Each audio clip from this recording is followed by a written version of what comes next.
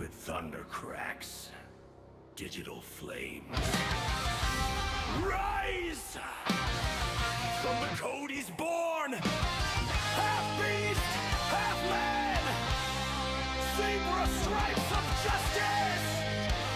Chuck Norris rides again!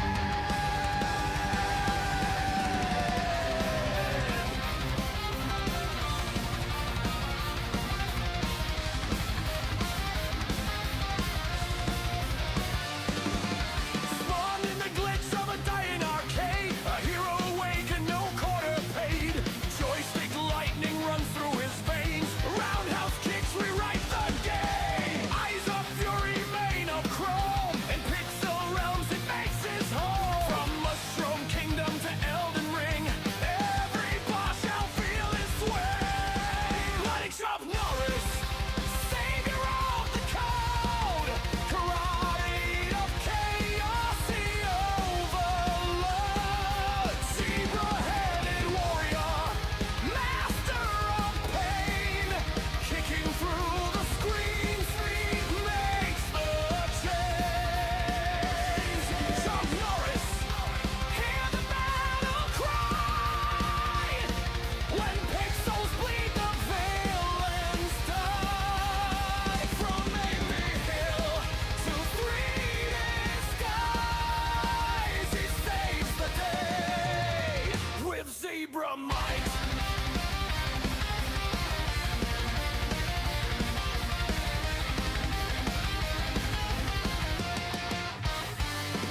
He fought Sephiroth with a flaming fist.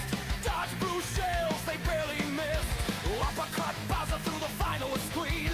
Combo breaker, living dream. He ripped through doom with the tiger's roar. Kicked Dracula's ass right through death's door. Defeated Gaiden, cracked the code. Then rolled off on the data roll. Binary blood running hot and fast. Every life he takes rewrites the past. Fatality echoes through the land. When the zebra kicks, no one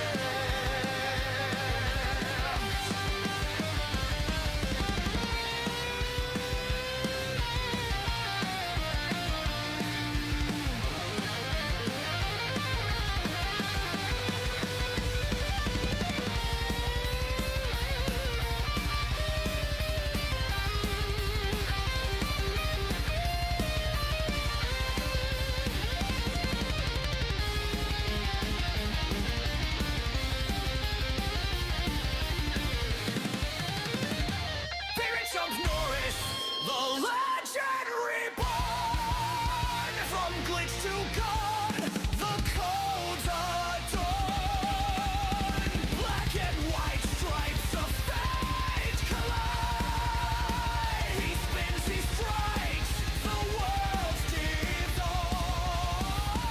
It's Chuck Norris, master of play. Punching destiny every day. When game over starts to rise, here he spawns to save our lives.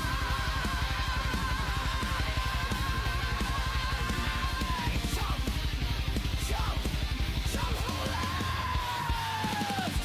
Shrink, fuck love, and stay color. Fading to static. Press start to fight again.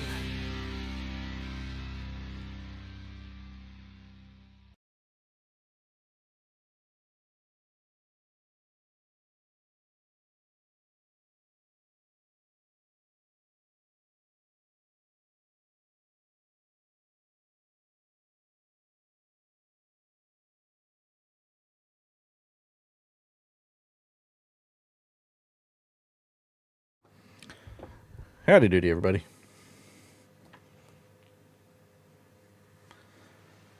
I hope everybody's doing well. I'm about to not be doing well. we are jumping back into Ninja Gaiden 4. Probably one of the hardest Ninja Gaiden games since the Nintendo. So yeah, it's difficult. And I said I was going to practice off stream. I did not. So, yep. We're going to jump back in with the same or less skill than we had last time.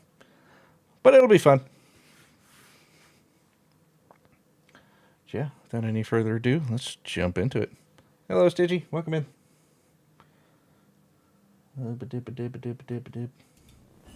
There we go.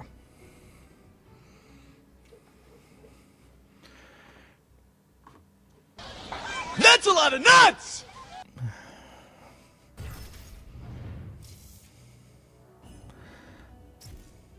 Continue. Where are we at? What were we doing? I don't even know. Something about pylons?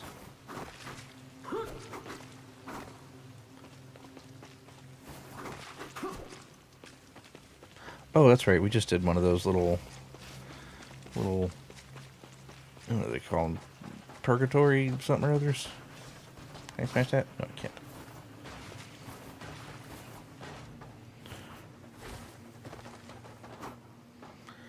All right. This way? Oh, I see a blinky red bird. I appreciate the lurk. Let's see you when you get back. I made it. Yakumo, you're close to the Dark Dragon Shrine. Birdie. Misaki and I are on the way. We'll meet you there. Got it.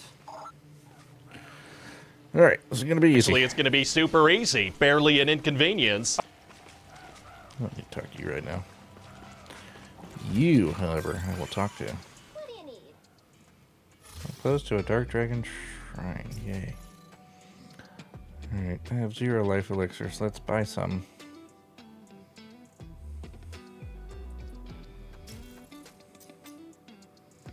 Go ahead and take 4 of these. You? Alright. Yeah, we'll take 4 of those, and I don't have any of those. We'll make it work. Oh, wait. Oh, she had more to say. Crap. Good to see you, Yakumo. That guitar music you always get in this part sounds like a YouTube guitar guy. I think his name was like Ichiko or something. I can't remember his name. But yeah, he plays electric guitar. But he always does it in that kind of Let's clean, jazzy style sound. signal.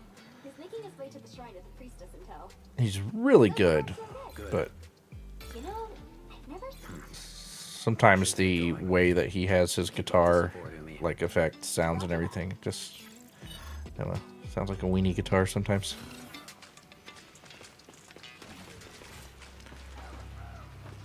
Like it sounds, makes the guitar sound wimpy. It's weird. He is crazy talented though.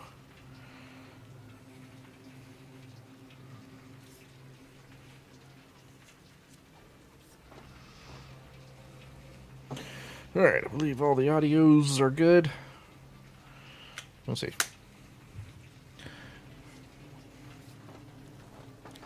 Whee! Tarzan mode.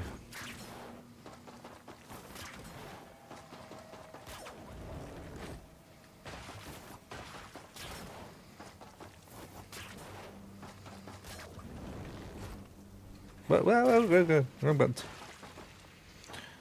Alright. They did not give me a... That looks very... That looks bossy, right? That looks very bossy. Hold R for destination indicator. Oh, I didn't know I could do that. That's cool.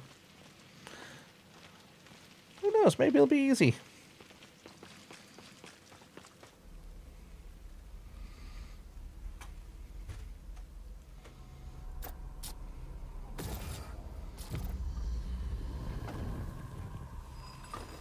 Is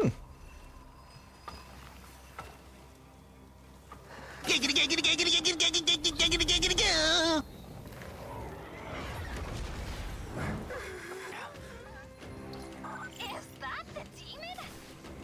Wow. Ow, ow. How do I play? How do I play? Oh, God. Oh, good luck. You got this. Let's dance. Let's dance.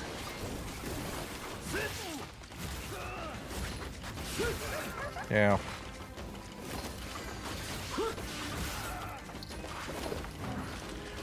I'm winning!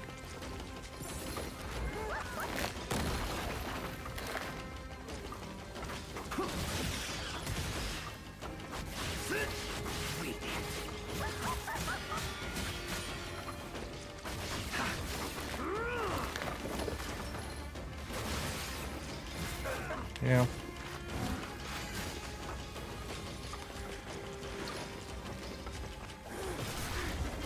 Spinny! Ow. Oh, it shoots.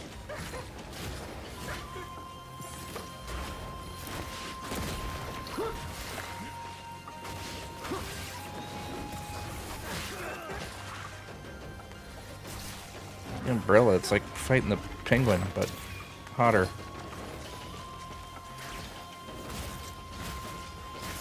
Ow, ow, oh, okay.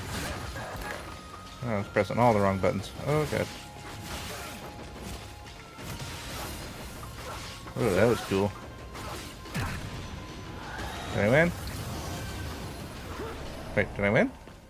The demon's taken care of. Oh, Heading to the shrine now. there's no way that was the demon. I'm impressed. No way.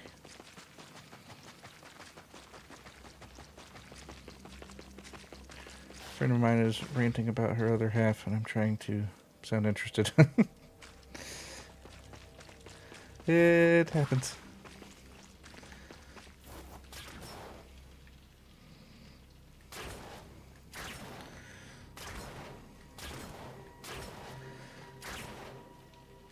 Sometimes people just need that friendly ear. Hopefully your friend is able to resolve everything.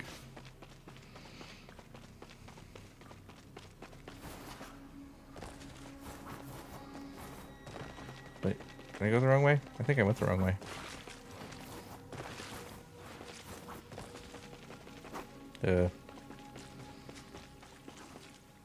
Oh, let's go this way. Okay.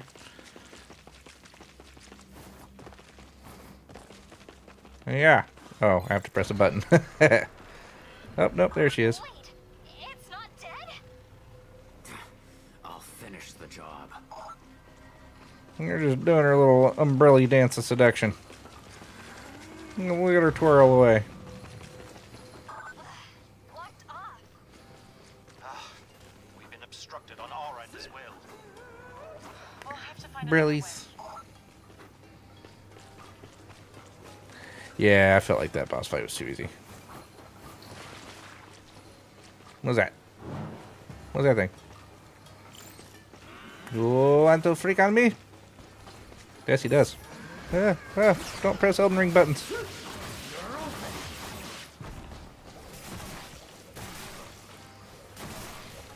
Ninja stars.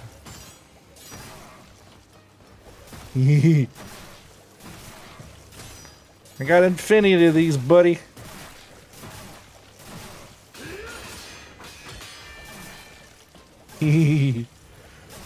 Combo 70 billion.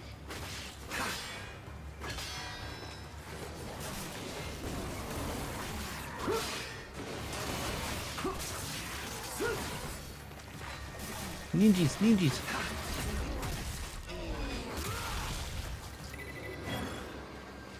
I kicked that guy's ass. Thanks to my barrage of ninja stars.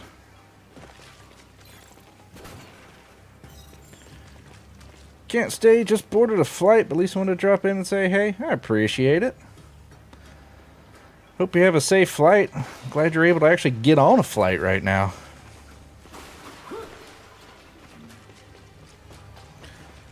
And hopefully wherever you're flighting to is pleasant.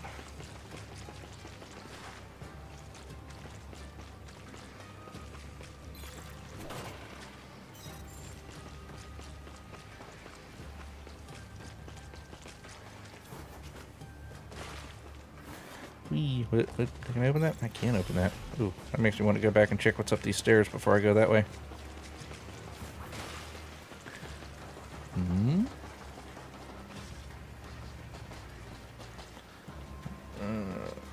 feel like following the umbrellas will lead me back to boss fight. What's back here? A treasure box. Haha. Still can't hide from me. Rotting charm. Oh, that was a mission. Okay, cool. What does the rotting charm do? Doesn't sound healthsome. Okay, is it one of those? Okay, it's not one of those. Alright.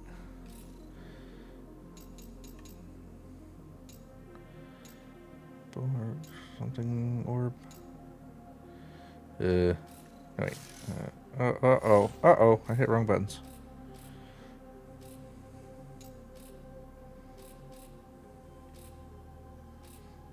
I have no idea what that charm is. Alright. Carry on. Well, dang it, now I'm torn. Do I want to go this way or do I want to go... Alright. So looks like if I go that way, I'm not coming back. So let's go back down and see what that door is. I hate games that give you, like, diverging paths where you want to go down one just a little bit, see where it goes, but you don't want to get stuck where you can't backtrack and go the other way. Who are you? Who are you? Here to take your head. I will say the voice acting leaves a little to be desired. That was the mini boss. To the big mega boss. Oh god. Ninjas! Who's this fella? Ow.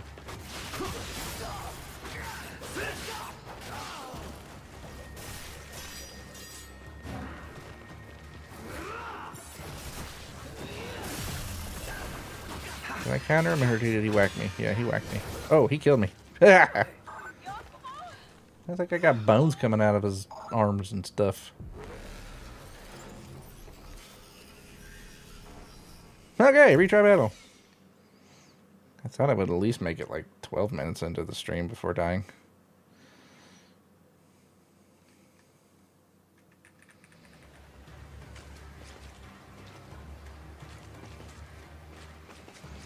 Okay, yeah, okay, so there's where the other way goes. So that is gonna, alright, would skip whatever this fight is. I do want to do this fight. Go into it with actual, no, open.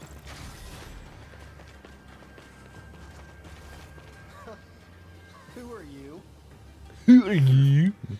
Here to take your head.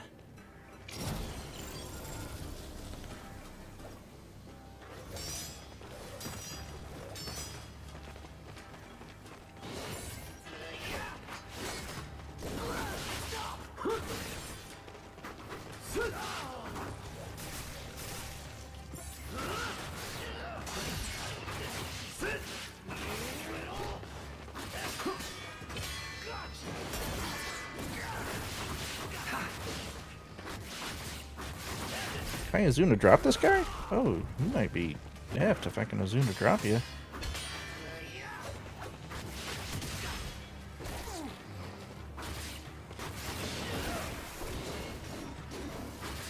Just whiffed with all my...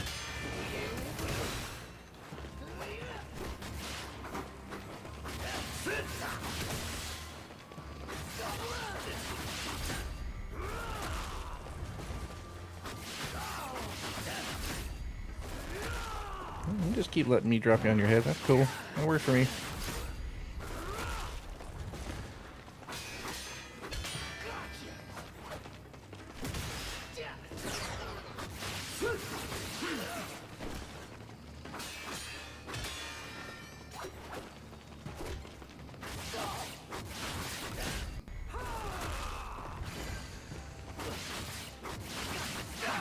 Ooh, missed it that time. Okay. Shit, time to bolt. Why does everybody talk like teenagers? Like even my Dark Dragon Priestess just sounds like a e-girl.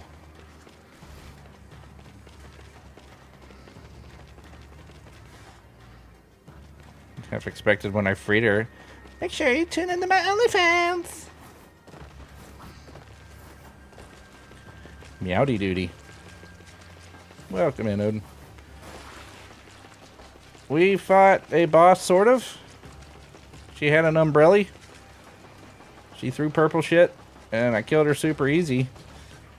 And then it was like, nope, you gotta fight her like 8 more times or something. I don't know what's about to happen, but yeah, she ain't dead. I thought it seemed too easy. What? Uh-oh. Yeah, she's like a demon lady with an umbrella. Fill you in about the shrines. What are these? So, I don't know what the this Dark is. Dragon has been sealed away, with ritual weapons used as the crux of each shrine. Ow, ow. Remove the weapon from its altar, and the seal will be broken. Forgive me for asking, but if we only need to remove the weapon, why must you be present at the shrine as well?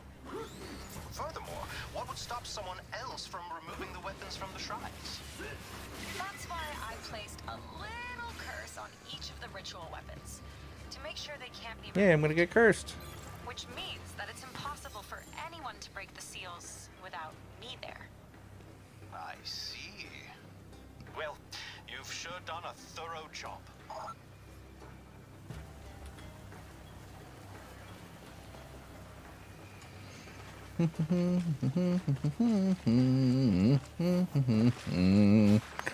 Alright. Let's see here.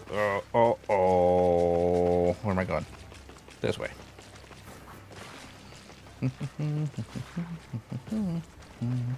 Oh, not this way. Okay, this way. Do the thing. Wee, Spider-Man.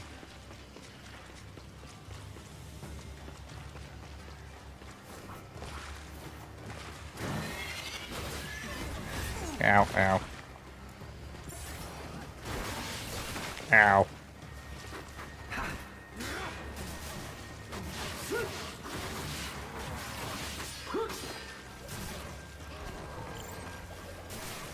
Hee hee hee.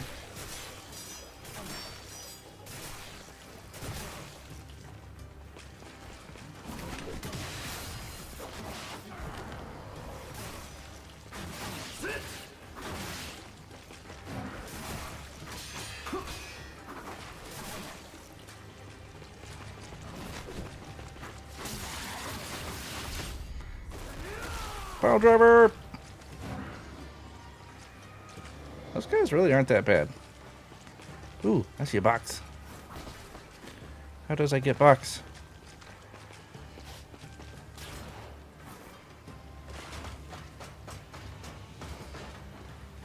Oh, Odin, I got a funny story for you. Here, yeah, I gotta tell you this. Let me, derpa. Yeah, I'm gonna enter the voice chat. Yeah, you need to hear this shit. This is hilarious. You're welcome to come in if you'd like.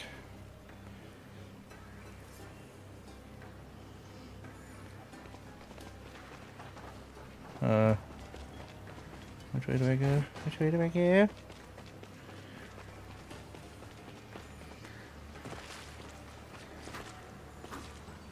But yes, it is Hollow Knight related.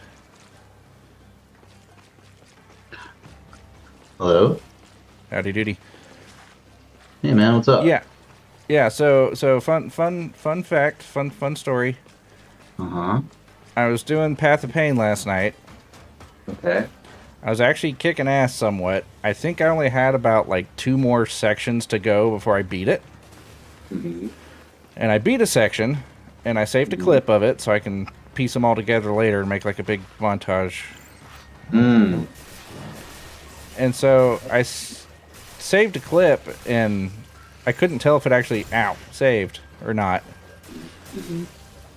So I was like, oh crap, I wanted to go back and like open up the little media viewer thing to check. Mm-hmm. So I went to the menu to do that. I scrolled over to the media thing, only I didn't press the button enough times. Oh. So I opened up Grounded, the game that Walker opened up to reset my progress. So yeah, I opened up Grounded and reset myself yet again. I think the universe is trying to prevent you from the path of pain that you've had to endure. The curse of platforming finds many ways to strike. Right, it does. It comes in many forms, it seems. God. Like, That's funny yeah, though. because I'm sorry, like I man. said, I That's was yeah. You know what? The uptick on this is when it's all said and done, you're gonna be a fucking expert at it. Like it's not even gonna be anything to you once you've done it, because you've done it like what 3 or 4 different times now. something like that. Like it's, I better be a platforming Jesus before the time this is all done. Well, I mean, you got pretty good when you were doing it the other night, and I know it may not have been the most interesting thing to watch you die over and over again in the same spot, but it did seem like you were improving because I mean you were making progress, and I'm sure it went much faster. Yeah, it did. It went a lot faster when I did it again. All right, cat says hello. Meow. No buttholes in the cat camera. We're not doing OnlyFans tonight. Only kitties. Only kitties. Nope, no. I said no buttholes. Come on, keep it PG, cat. No, what are you doing? You're hitting buttons on the keyboard now. Oh God, what did you just do? Stream key. I don't need to know what my own stream key is. Oh, what did cat do?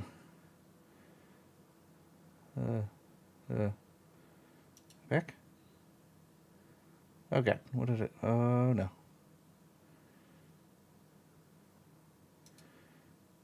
I hope my cat didn't just kill my stream. I think we're still good. Are we still good? What's up, Teal? Okay. Oh no. Take it and see how long you can stay up before you pass out. It's funny. That's way better than the Epicac challenge. The what? Epicac challenge. What is that? Epicac is stuff that makes you vomit your bowels, basically. Oh no, that sounds terrible. Why Yeah, would you that's do the- that? There was a Family Guy episode where they did that. This is like him, Quagmire, Brian, I think Joe. They all drank Epicac to see, like, and whoever barfed last won.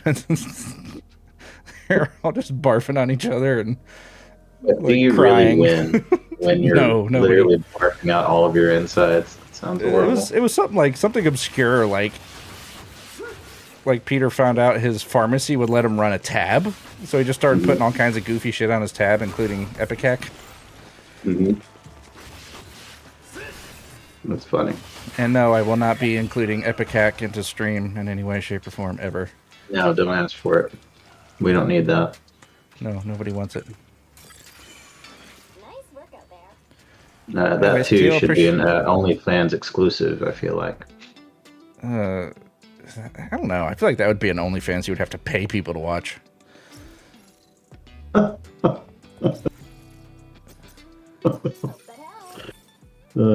No, you know, I don't want to yuck anybody's yum out there. So, there's somebody out there who's like way into that.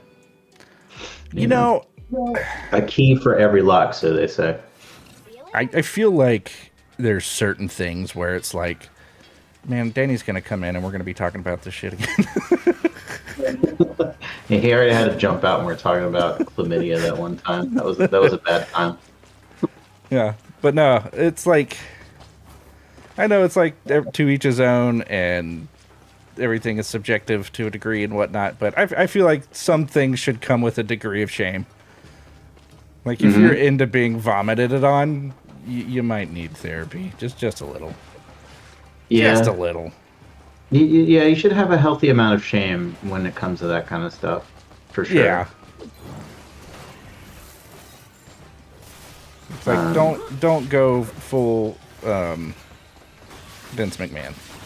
Yeah, You never go full McMahon. Don't do it. That guy's such a creep, dude. Oh my god. Yeah. Ugh. I think these things explode. Is he about to explode? No, he's coming at me. He's coming at me. No! So have you run into any more of those gourds that have teeth that are I have supposed to not. be food in this game? Ow, I just keep running into these exploding purple lanterns. No, I haven't They're found kind any of cool, gourds. though. I do like them.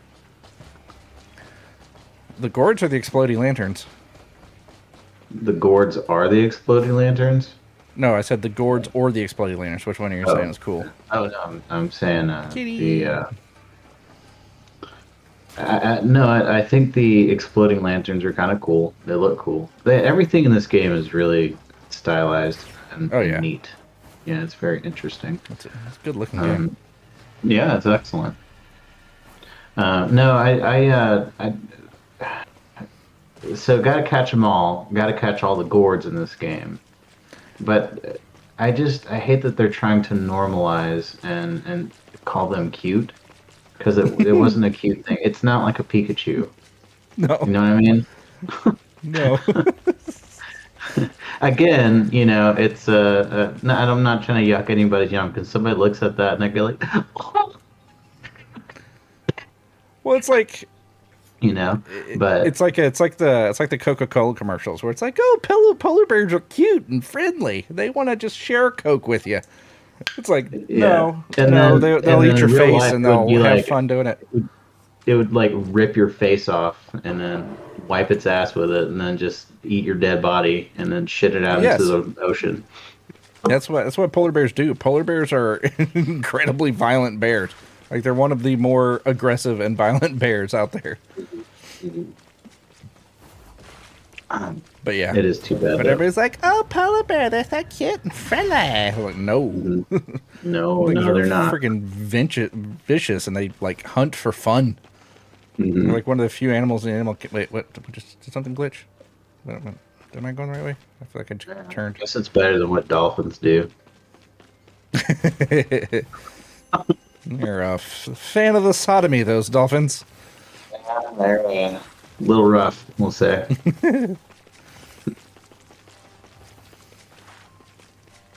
I wonder how many nature. Go ahead. It was Peter, Stevie, Brian, and Chris in that episode. Okay. Oh yeah, Stewie was in it too. Yeah. Stewie. Yeah. I don't even remember it. It's been so long since I've watched any Family Guy. Like the one where Brian's like trying to barf, and he's like, "Oh God, Peter, hold my ears." So Peter holds his ears back for him, and then Brian barfs, and then Peter barfs on Brian's head while holding his ears. I know I've seen that clip on Instagram somewhere, and I guess I don't recall what episode it's from at all because it's been such a long time. It's early Family Guy when it was more funny. Back in ye old days when laughter was rampant across the land of America. I feel like Seth Rogen? No, Seth MacFarlane. Seth MacFarlane. Yeah. I feel like he spread himself too thin because he's legit a very funny dude and a very talented voice actor. Yeah. But like when he had Family Guy going, American Dad going, The Cleveland Show going, Orvis going, plus other side projects, it was like he's spreading too many jokes over too many things. Yeah, it does seem like he likes the Orville a good bit because that's like a legit Star Trek adjacent kind of show. Yeah, I've heard it's good. Supposed to be good. I've never seen an episode of it. Yeah. Stitchy says hi. Hi, Odin. Says Stitchy. Hello, Stitchy.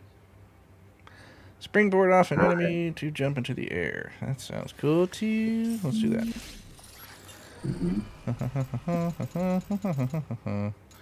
Oh, the guillotine throw. That's one of my favorite moves. That is a good move. That's gonna help a lot right there. Hell yeah, dude. Guillotine. You know, earlier today I hopped on PlayStation and played Shinobi for a minute, and I saw this game, and I was like, man, I really do kind of want to just play this game. It's great so far. It looks really cool. Controls wise, it plays like a dream. The controls are just as responsive as you want them to be. Purifying the dark dragon. It doesn't come with talent though. You have to have that on your own. Yeah. So that's a problem. That's not helping. That's one of those things that you acquire over time. You learn how to play the game and you get good at it. I've been trying to acquire talent since Ninja Gaiden on the NES. And it Yeah, has yet well, that game's been torturing people for almost 4 decades. Yeah. It's kind of a funny thing to think about. The shrine should be right below you. Oh, There's some tonight statist that works over there at Tecmo that's just like, you know what we should do? We should make a game that fucks people up like really hard. Like we want them to basically just have a problem with their life after they played this game. There should be That was no most of them. satisfaction when they're done. breakdance. Do the hustle. Poofy! There she is. She's back. Poop. Uh-oh, we're gonna get into Officer Ryan territory. She's so beautiful and graceful. She's so beautiful. Yeah, did I tell you that he stopped me one day when I was on a run around the neighborhood? I don't think so. Yeah, so this was back when Katie and I were training for the half marathon, and she, was encouraging me to try to run a little more throughout the week than we did our runs together. And so in one of the runs I did solo, this you cop did tell car, me about this. sneaks up behind me and pulls me over, and I'm like, what? And he's just like, sir, what are you doing here? And I'm like, I'm running. He's like, well, what are you running from? And hindsight's 2020. I should have said I'm trying to run away from my fat, but otherwise. But anyway, I was just like, no, I'm out here on an exercise. He's like, well, it is kind of late, isn't it? I was like, well, like 80 degrees outside during the day. I'm trying to get the cool part of the day. And then all of a sudden he goes, hey, I know you, don't I? I was like, yeah, I'm Oliver. You're Officer Ryan. We've met, a bunch of times. We used to hang out with Justin a long time ago. Yeah. Well, whatever. Like, we got into this full conversation or whatever. And then I finally asked him, I'm like, hey, man, so did somebody call you and tell you to come check me out? He's like, yeah, they saw you and they didn't know who you were. And I was like, well, you can tell them they can rest assured they have to share their neighborhood with a brown guy. And he laughed and he was like, yeah, I'll let him know. Anyway, sorry I made you lose your pace, but yeah, just be careful while you're out here. Okay, thanks. It was really weird. I don't think I've seen him since then, though. I don't know if he still works for Oconee County. Or, oops, I don't live there. Sorry, I said that out loud. Yeah. He doesn't work locally to me. That all you got? Whoa, what is happening? Oh, God. Yeah, but, doesn't change the fact that I want a polar bear as a pet. Hey, if you can get one at birth and train them up, yeah, polar bear as a pet could still be fun. Yes, Stitchy, if you could get a polar bear as a pet, I mean, you would probably be the most popular person in your area. You could literally just sell tickets for people to come up and just touch your tame bear and just hang out. Teach them tricks and stuff, Ow. Really buy a ticket monetize for that that. polar bear. I would buy a ticket for polar bear action. Yeah, I would totally. If I could pet a polar bear without getting my arms ripped off, I would totally do it. Yeah, there's been like a lot of like nature photographers that have been viciously mauled by Yeah, polar mauled to bears. death, man, because they're aggressive. They'll just come after They're you for very no good reason. aggressive, yeah. Yeah. Oh crap, I'm about to die. Wait, I think I have something. Oh, that does it over time. Crap. And then you got those PETA people who get mad when some dude is under attack under one of those polar bears or something, and then ends up stabbing it to death with like a knife. It's like, it's a polar bear. But grizzly bear you should not do that. And the guy's like, what do you want me to do? Just allow myself to turn into bear shit? And then like, stop, please. Yeah. Well, they had a thing where they're like, you know, like orca whales are also very aggressive. And, you know, they have like a whole They thing can that, be. like, In captivity, they turn extremely aggressive, but in the wild, I think they're pretty okay. no, they're not. Are they not? Okay. No. And it's something, like, it's weird, like, they're very, like, in their pods, like, they're way more intelligent than people give them credit for. Mhm. Like, they had, like, Jesus. It was, like, kind of a popular whale pod in an area. And, like, one of the matriarchs of this pod got hit by a boat. And all of the orcas in that area just got savage against any boat. Like, they were just out shit. for revenge. But they had a law that if you saw whales nearby, you had to turn off your motor. Like, you can't have your motor on, period. Like, you can have your boat license revoked. Kind of severe. And they were straight up doing, like, coordinated attacks on people's boats. Oh man. Like, they would hit it from, like, all sides. They would hit the motor. Like, they knew what to do to disable and even sink boats. Like, yeah, to capsize them. Yeah, but they and I have wanna a say it's video. part of it. Like, there's a movie on. It was on Netflix. I don't know if it's there anymore, but it's called Jaws? Blackfish. Oh, Huh? Jaws? No, that's the other documentary that came out in the 70s. But Yeah. no, Blackfish is about this whale. I believe it was an orca, or maybe it was a killer whale. I forget which, but I think maybe it was a killer whale. But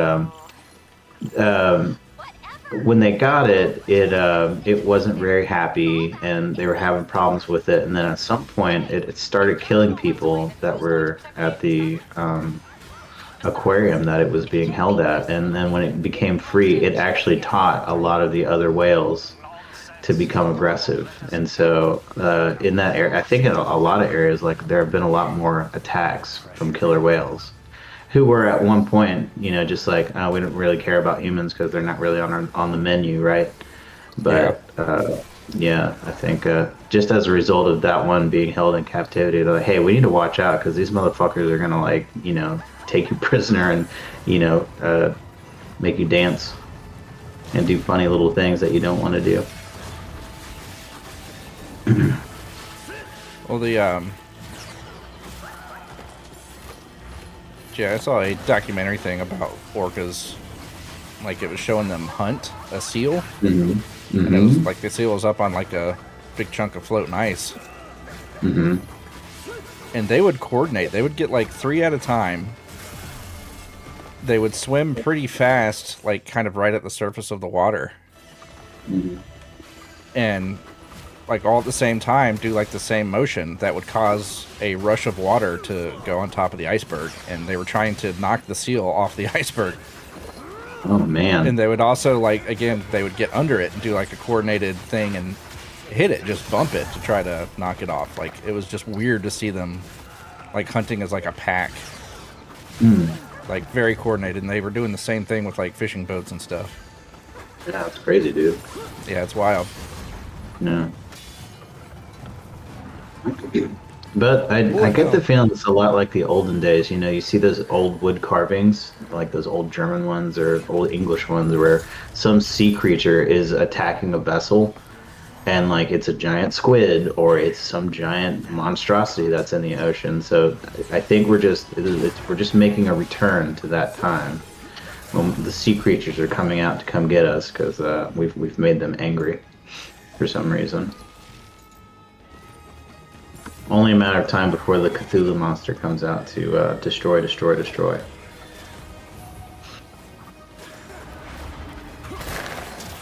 This boss is kind of sick, though, man. I'm not gonna lie. Oh, yeah, this game has some... I've only seen a couple here and there, but it's got some really intense boss fights. Stitchy says, I'm gonna tame one and register it as my emotional support animal.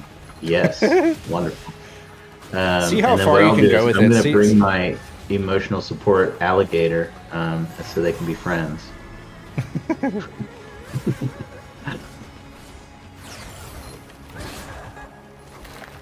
Yeah, see how far you can go with the emotional support animal thing? because like some of the laws in that are really funny. Like there was a person that had a mini horse as their emotional support animal, and they got legal allowance to bring their mini horse onto an airplane. So they just had a mini horse just hanging out like in the airplane. I get the feeling people get a little bit out of shape if you bring an emotional support polar bear onto the plane, though. Just slap a yellow vest on it. People can't say shit. Guess so. Just tell him that he's your blind eye seeing bear or something, and then people won't be My able seeing to eye bear. hassle you about it. Don't give me guff. I use them as my eyes. Bastards. Oh, she got me with her tail.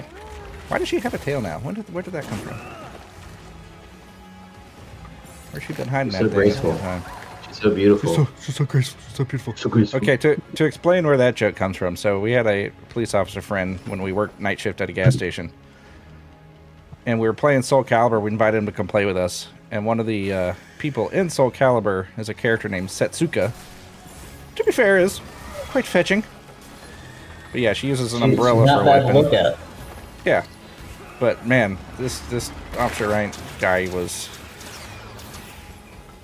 he had the hots for her, and it was getting awkward. Yeah. She's so graceful. She's so beautiful. He was making us It's like uncomfortable with she's the so- boner he probably had while he was talking about Yeah. her. I was like, she's so pixels.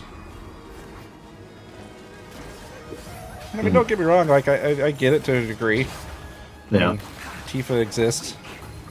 Mm-hmm. Oh crap! I gotta quit getting grabbed by that. I mean, you know, it's like we said, she's not bad to look at. yeah, But but it was it's getting not awkward. real. It was getting into awkward territory. it was. I bet he has an AI girlfriend now.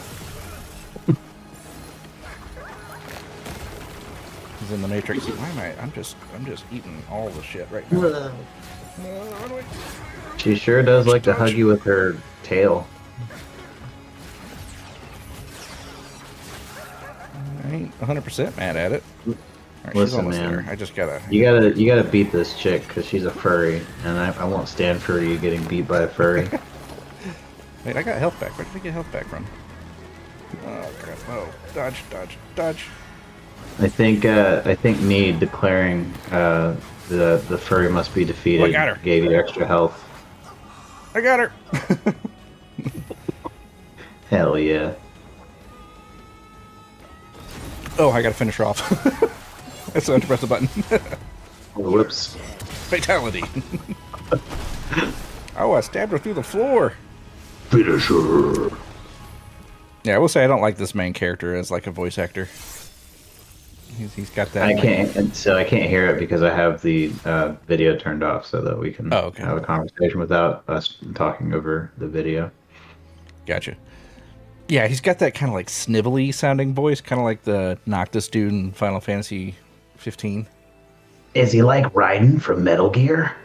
Kind of like Raiden from Metal Gear. Metal Gear? Solid Snake? Did the warden Colonel. weapon. The Weapon. Oof.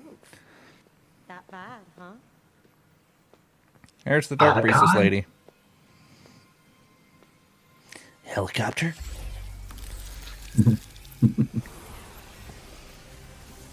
Emotional support polar bear?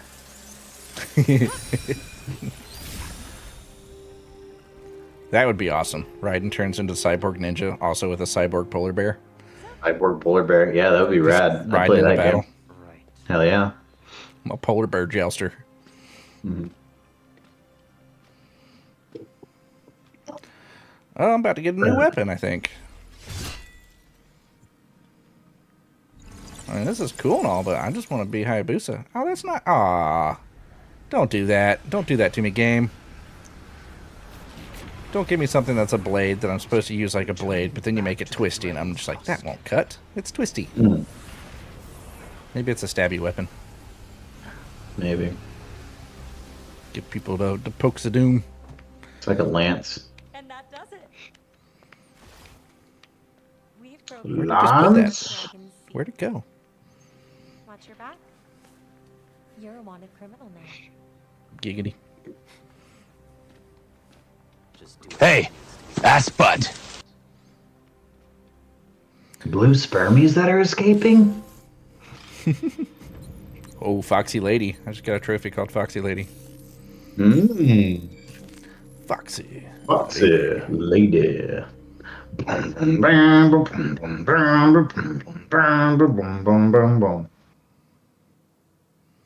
Good old Jimmy. That was Jimi Hendrix, right? Yeah, man. Please tell me my brain's working. Yes, okay, thank you. Yeah, sometimes. It has its moments. Haunted District. Override current save data. Save. Save successfully. Proceed to next chapter. Sure, why not? I feel like I didn't find a Gordy on that chapter, so I feel like I missed it. Mm. I might try for the platinum on this trope on this game. Might try for the platinum on this trophy. Oh god, birds! I don't like it. I don't like it. Nope, Words are uninstalling. hard, man. Words are hard. Look at their noses. Well, I got a new weapon to try. Let's see what this little twisty poker does. If only you could get a horse and just side saddle, lance it up, just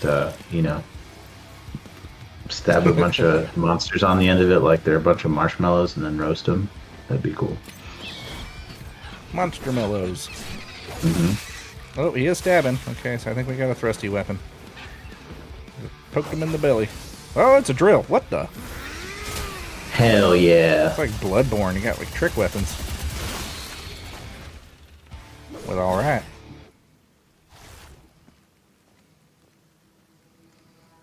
Okay. Bloody drill thing.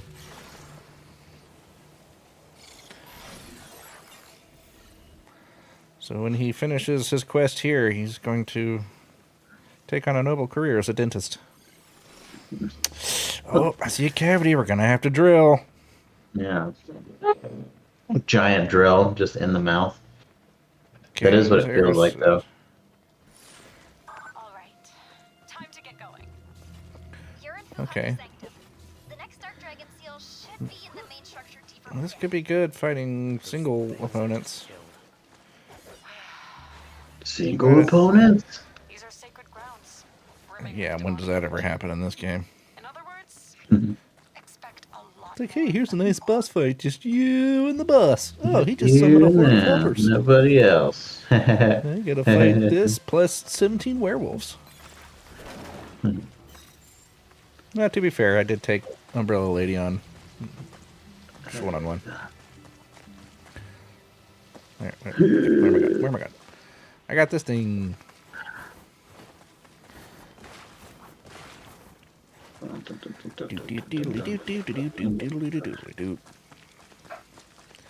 Man, I ain't gonna lie, tonight I was close to not streaming tonight.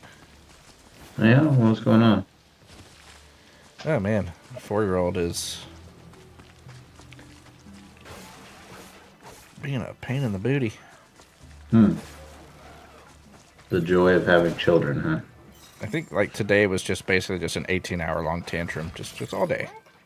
Yeah. It was just- Relentless. I was like, you know what? I'm gonna go play some Ninja Gaiden. I am gonna stream, and I'm probably gonna have a tantrum. I'm dying a bunch. Listen, the thing that's giving me a headache right now. I'm gonna go create my own. I don't need your help. Ninja Gaiden 4 is more relentless or less relentless than my child. I can handle my own frustration, thank you. What am I doing here? Target. Boy, speaking of frustrating, I had a Cute frustrating ginger. lady I had to deal with today, man. She was giving me the guff. We gave her a good price on doing some service at her house, and she kept trying to whittle me down to a price that I just couldn't do. And then he was like, "Okay, well, you're not gonna take that. I don't think we can go with you." And I was like, "Okay, well, I'd really like to have your business, but I don't know if we're gonna be able to come to an agreement. So, if anything changes or if you have any questions, just give me a phone call back, and I'd be more than happy to help you." And I left it at that, thinking I'll probably never hear from that person again. But then she called back and she said, why don't we make this easy? And then she just shot me a lower price than what she tried to get. That's not how this works. You know? That's not how this works. That's not how any of this works. Yeah, and she's just like, well, I didn't like the other price, and I was like, yes, I understand, but that's my final offer on that. I can't improve that. And she was Final like, well, offer, let me talk to my partner and see if we can come to an agreement. And then she called back and she said, I'm not going to budge on the price I told you. And I was like, okay, well, neither am I. So I guess we're just in the middle of a war of attrition. Yeah. But she called me multiple times and really tried to get me to budge. And I stood my ground on it because I was, the last thing I told her was like, look, if I could give you this for free, I would. But the thing is I have to pay 2 technicians. I have to pay overhead on, the products that they use. I have to pay them for every little thing that they do. If they notice something that I may have missed during the initial inspection, like they have to account for that. And we're not just doing one structure, we're doing multiple ones. So I'm not going to budge on the price simply because I have to be able to tell my boss that we, walked away with this with some money in our pocket, not none or less than what we could be asking for. Yeah. And Again, to quote Wesley Snipes, that's ain't the fucking bunch of dimes. So finally, she relented and said, okay, well, I'll actually go talk to my husband this time. And then, of course, she didn't call back after that. Yeah. Yeah, so. Oh, I stabbed his head off. Yeah. That would suck to get your head just stabbed off. Yeah. Not a clean cut, just like stabbed. I imagine there's a lot of ripping and tearing that goes with all the getting stabbed in the head, and the head just comes off. I don't know, man. This weapon's pretty cool, though. I'm digging it. I like it, yeah. I feel like Zorro or Musketeer or something. Ah! Yeah. Yeah. Oh my god! Oh! I just drilled that guy right in the tuchus. Oh, I don't know. This move makes me uncomfortable. Oh, Jesus.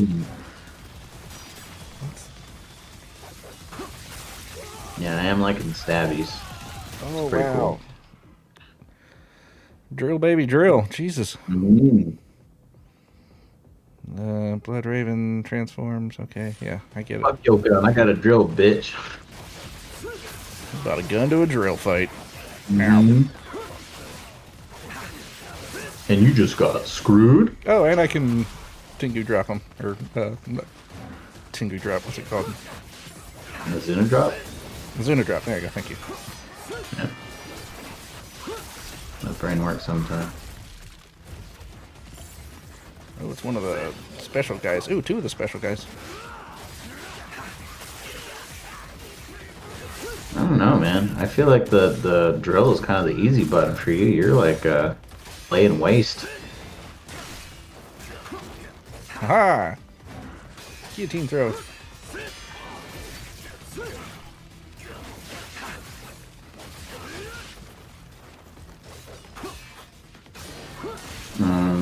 Stitchy says, if it makes you feel any better, my kids were acting the same way all day.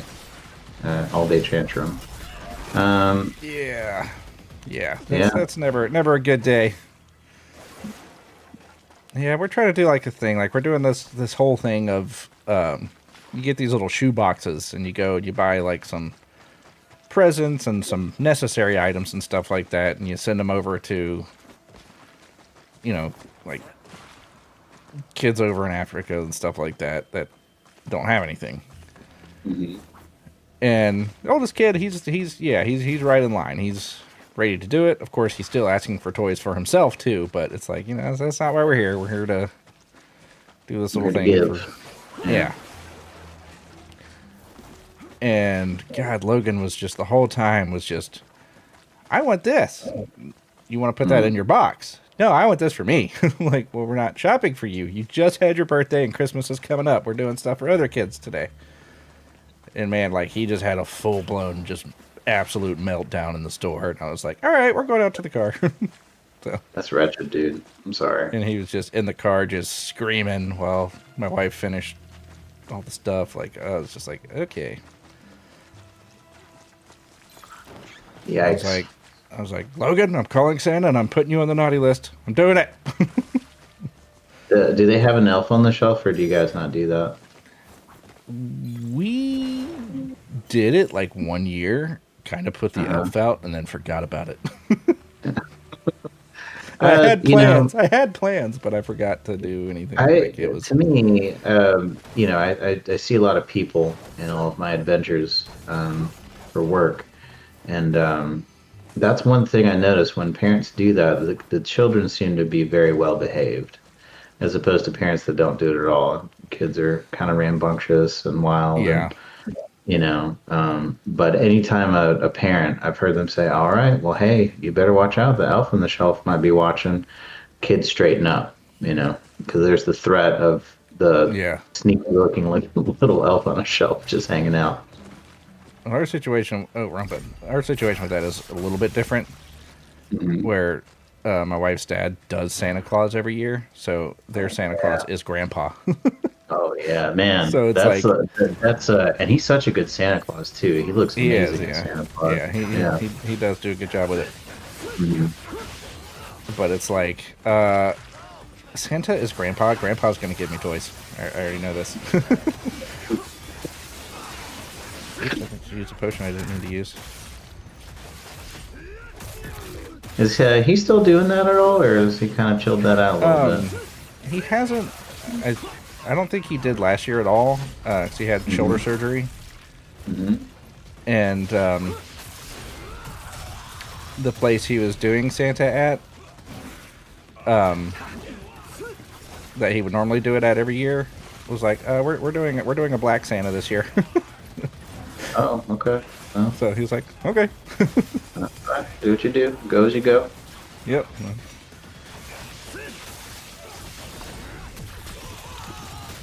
Well, that's too bad because he was very good. I still have that picture that you took of him a long time ago with him painting the Nutcracker. Yeah. It was such a good photo. I mean, it could literally, if there was a magazine somewhere where it's just focused on strictly on Christmas, I mean, it would very easily just be in there. It's a very good photo.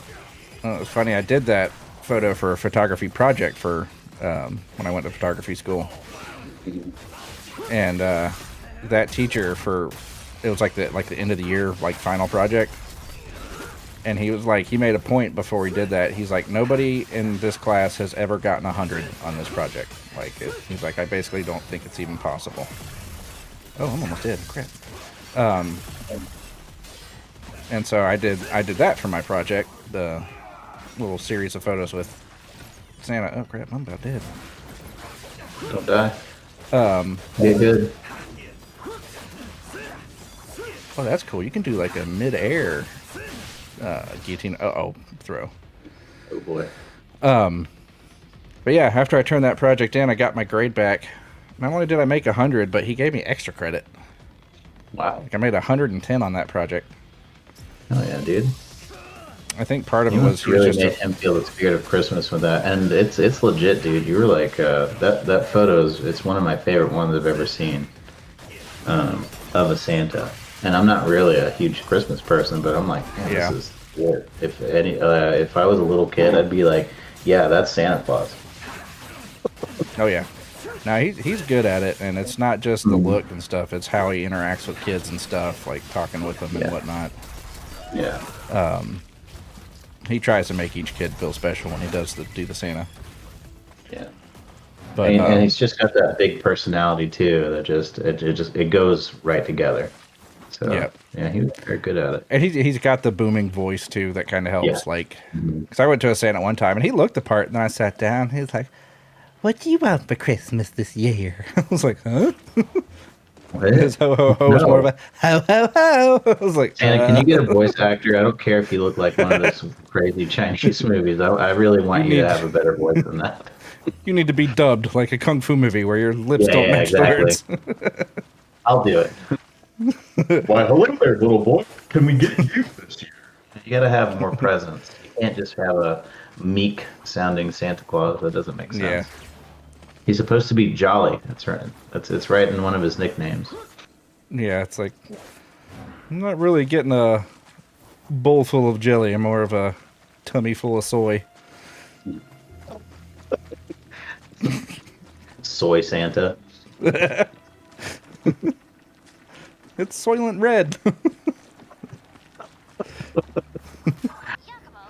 about your new weapon? Oh man.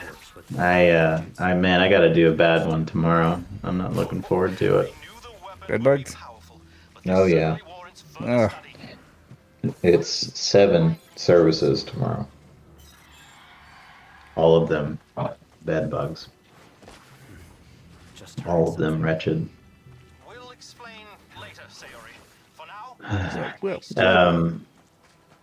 Well, There's a government building in Athens that has a reinfestation of them. there's a government building have beds. No, what they have is they have people who Have bed either bugs go in out on government. vacation and go sit at their desk, or have people come into their office that bring them in, and then Oh. just over time, the problem, which may start off very small and not noticeable at first, proliferates and becomes a giant problem. With bed bugs, you can go from having one pregnant female to having 251 little bed bugs in about 10 days. Yeesh. Yeah, so it can really get out of hand very quickly, and that's kind of what's going on. And so now there's everybody that's been there is I mean, the phone's been ringing off the hook with people just saying, "I need you here, please come here. My house is about to." I'm about to have to burn my house down because it has bed God. bugs, probably. It's like that meme of the guy or the house on fire, and it was like, I saw a spider. I think I got it. Kind of the same thing with bed bugs. I had one customer. I've actually had a couple of them that have done this. They, I call them up and I tell them kind of what to expect, after they're just like, yeah, I've got it. And what do I do? You kind of go through the prep list stuff. And 2 times I said, well, when we come out to do the service beforehand, make sure that you wash and dry everything that's cloth related. So, any toys, bed linens, clothing, that kind of thing. Make sure you throw that in the dryer at least for about 30 minutes to an hour if possible. High heat, you'll hear them say. Can you burn them? Well, it's not what I would recommend, but certainly it would take care of the problem. And I'll be damned if I showed up to the couple of houses, exactly 2.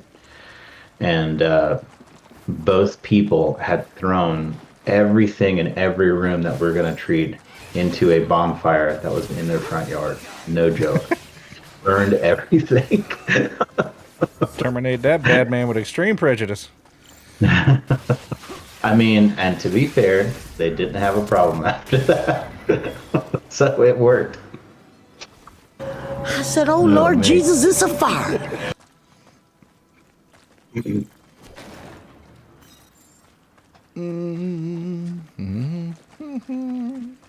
Ooh, tell something of rebirth. Sweet. Mm. And my guy's just covered in blood. Blood, guts, drill bits.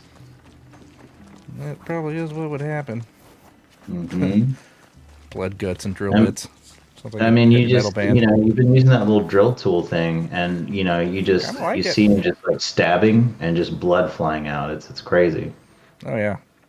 I mean, it's kind of a gimmick weapon, but I dig it. Like it's. I don't know. It's cool, pretty man. dope. Yeah, I like it a lot.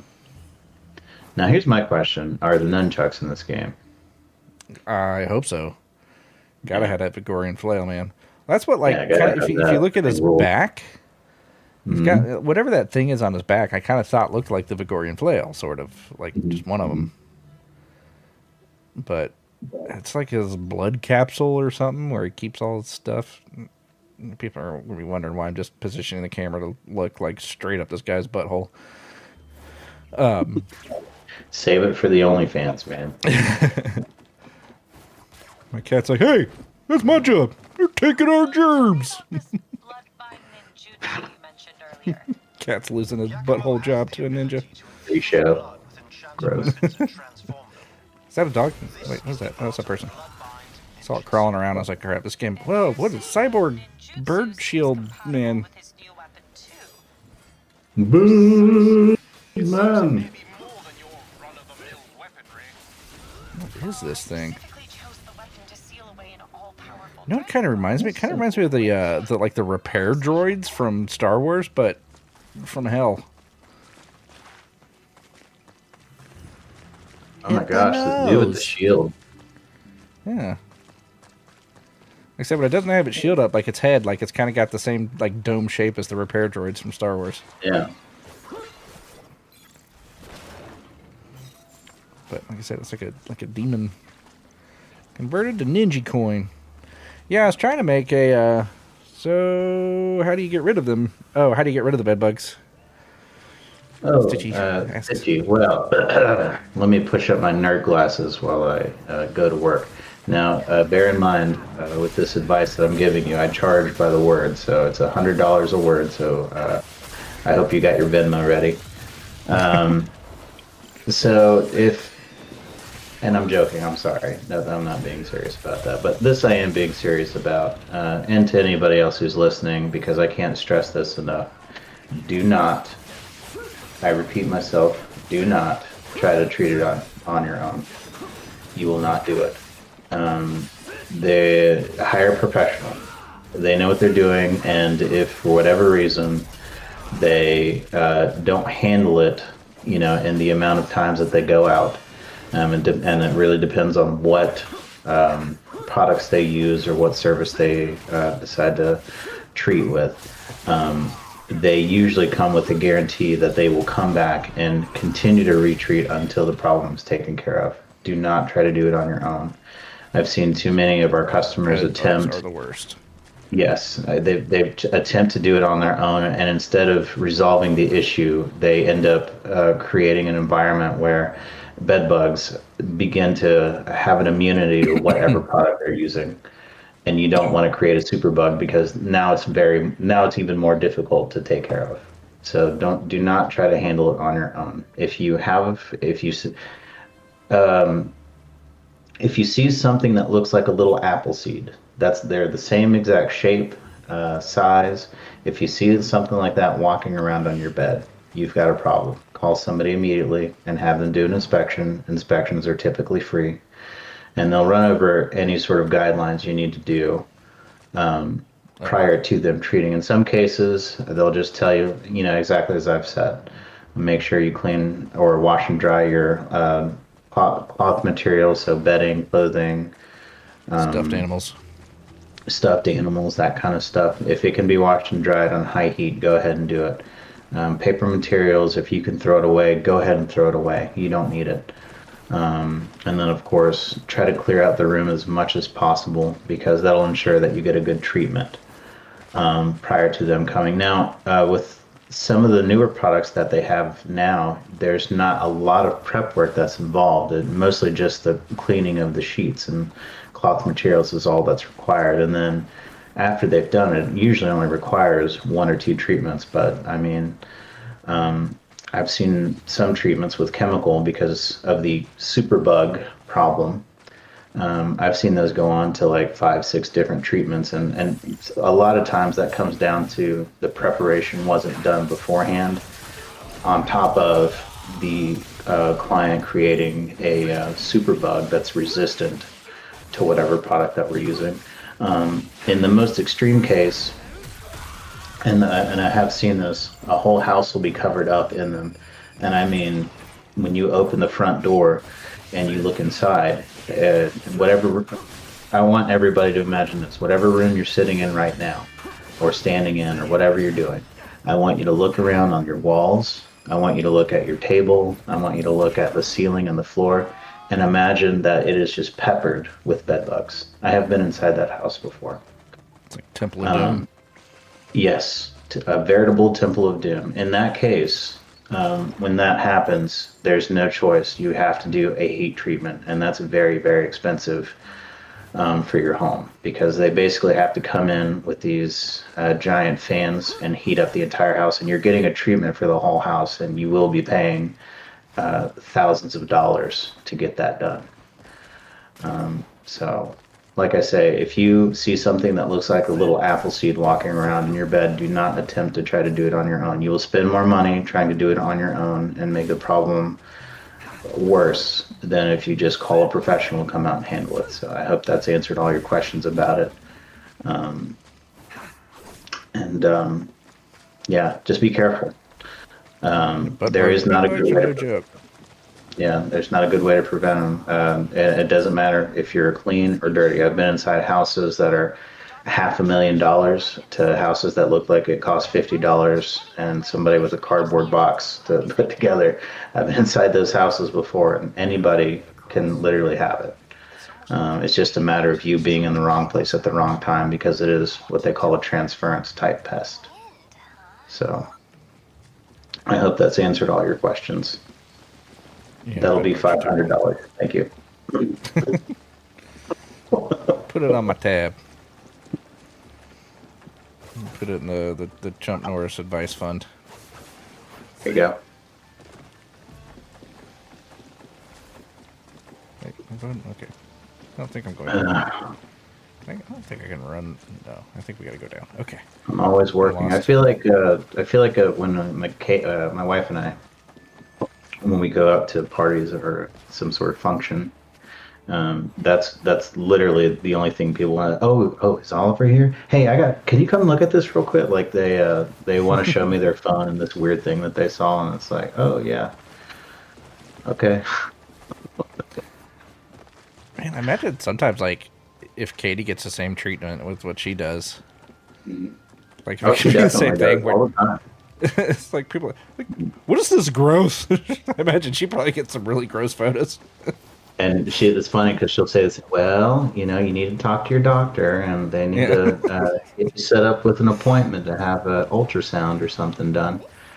And they don't like that answer at all. She got really annoyed one time because she had a relative give her phone number and this woman would not stop. It got way out of hand. So hypothetically, what if one has spotted them but haven't found the colony? That's where you get the inspection. Have a professional come out that knows where to look. The inspection is generally going to be free, and if they do charge you something, now this is something I do. I don't generally charge for inspections because if you have a problem, I mean, you're already going to be paying an exorbitant amount of money to do 1 room, 2 rooms, however much that is. But hypothetically, if you've spotted one, I would go ahead and just have somebody come take a look and confirm whether or not you have it. Now, if you want what you're looking for exactly, you said you haven't found the colony yet. What they have is what they call aggregations. So they aggregate in one little area. And one of the bits of evidence you would find is you would find the little blood marks that they leave behind. So because they're blood feeders, when they poop out a little bit of blood. Sorry to be gross. I'm going to get you banned here. I'm sorry. But they leave little blood marks I think behind. we're okay. And it'll look almost kind of like pepper, like on the corner of a bed or on your bedpost or couch or your favorite chair you like to sit in. And then the other thing you would be looking for, because after they've had a blood meal, they will shed their exoskeleton to grow into a big, basically grow into the next instar phase or the next growing phase of that particular bug. So if you find a lot of exoskeletons that are, either at the foot of the bed or at the head of the bed, underneath it, or stuck to it, that's usually a good indicator that you have a problem. At any rate, you should probably get a professional to come take a look at it. Hypothetically, of course. Elaborate and get moving. You're slowing us down.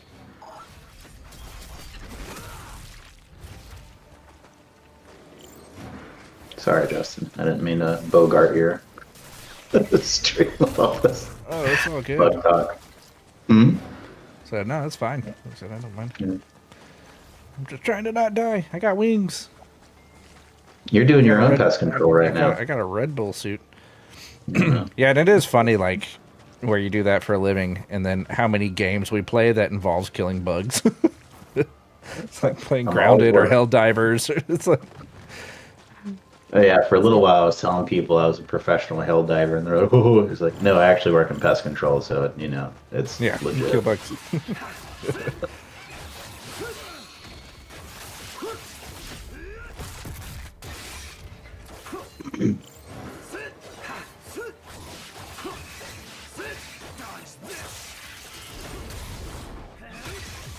I am kind of wrecking stuff with a spear thingy. It's the thrusty sword. Yeah, I'm liking it, dude. It's cool. It's cool to watch it just stab the shit out of people. Step, step, step. Step, step, Raphael step. from Soul Calibur. Yeah, man. It's so graceful.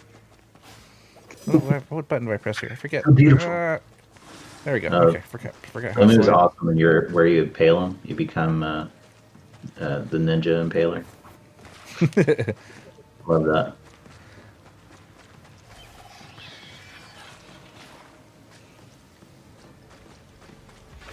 Boxes. Okay, it's not good at hitting barrels. I will say that. Jesus Christ. Switch weapons I just so I feel can like you break just shit. gotta put the camera right behind it and then just hit the barrel, right? Stick them with the pointy end. Yeah, just stick 'em with pointy end goes into the other man. It's a great movie. It is a great movie. I was thinking, I was like, I want to watch it with my kids. I think they would like it. But then there's that scene I where don't think they're quite old Catherine enough yet for Zeta-Jones that. gets all naked and stuff. Yeah. I would start them with like Star Wars or Indiana Jones first. We did Star Wars, the original trilogy. Mm-hmm. And What then I do they was think like, of that? Are they Star Wars fans? oh, Walker liked it. Logan, it wasn't Mickey, so he didn't give a crap. Yeah. But no, like Walker It actually, is now. he legit liked it, and I was like, well, if you want to, we can get an episode 1. I was like, I think you'll really like that one. I got pod racing and Darth Maul. I was like, I think you'll think it's cool. He didn't give 2 shits about episode 1, and we haven't been back to it since, really.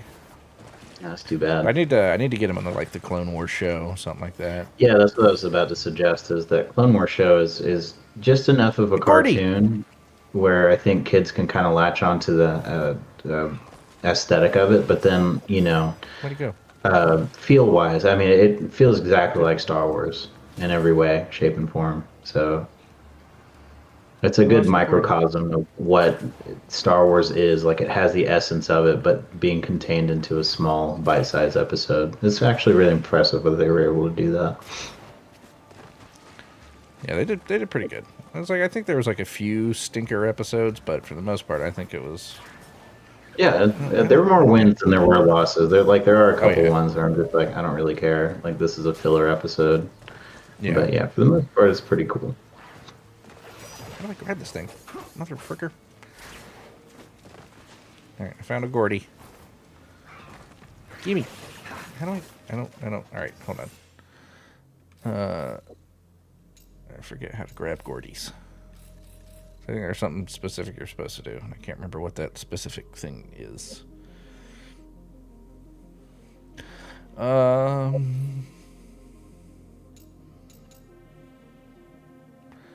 Mysterious rhythm. Look, they're highly sought after specific physical research. Cuddle appearance. I have a feeling they were being facetious in calling these things cuddly. Alright, I don't remember how to catch these things. So it said some of them will attack you, some of them run away. I don't remember what to press. How to Throw a catch Pokeball at it. Gordy's Master Ball. I would throw a Pokeball at it, catch it, and then I would throw that Pokeball in the trash. Yeah. Or I would throw it down Do into like that gully that you have. do like Yzma and Emperor's New Groove. I'm gonna catch him in a Pokeball, and I'm gonna put that Pokeball in a box. I'm gonna put that box in a bigger box, and then smash it with a hammer. Sneak up on the blue ones to capture them, while others Stitchy require Lash, she quick time said, remaining. so hypothetically $600 should cover this talk right now. Yeah. Just whenever you got it. Thanks. I don't get how I can sneak up on this one. It's like he sees me. I thought that catching that like I would go over his head, but can I just shoot him?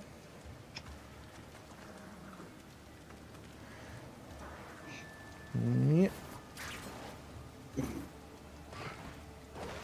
Gimme. I feel like he didn't notice me that time. Gotta catch 'em all.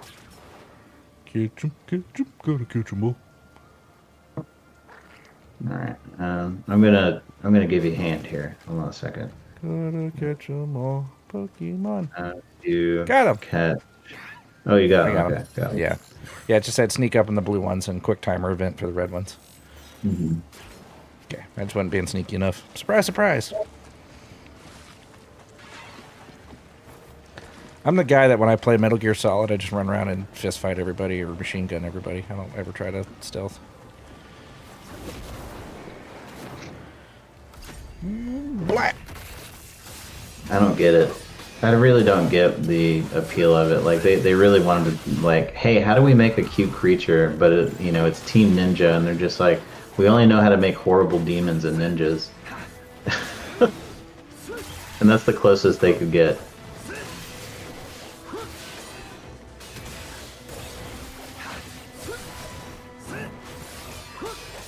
Stitchy says, okay, I get paid next week, so you'll have to wait. Like I said, just in your own time.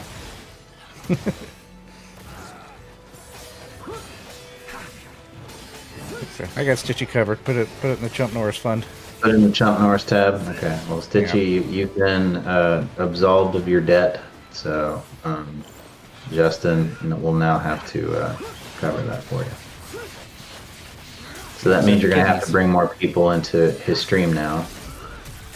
So that not only does he have more people watching, but I can now seek new opportunities to start charging people and put it on his tab until he's broke. This episode of the Chump Norris stream is brought to you by Odin's Pest Control. I'm almost dead. Okay. Yeah, Katie and I talked about it, like if I was going to go into business for myself. Like I signed a non-compete with my company now, so I'd have to wait a little bit before I did it. But, I could definitely do it.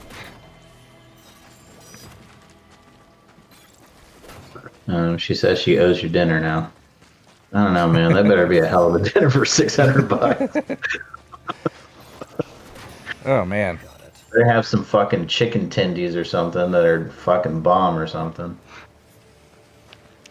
Dude, like, I was kind of ashamed of myself. Like, we went to a barbecue restaurant tonight, and they legit have good barbecue. But for some reason, I was just in the mood for fucking chicken tendies.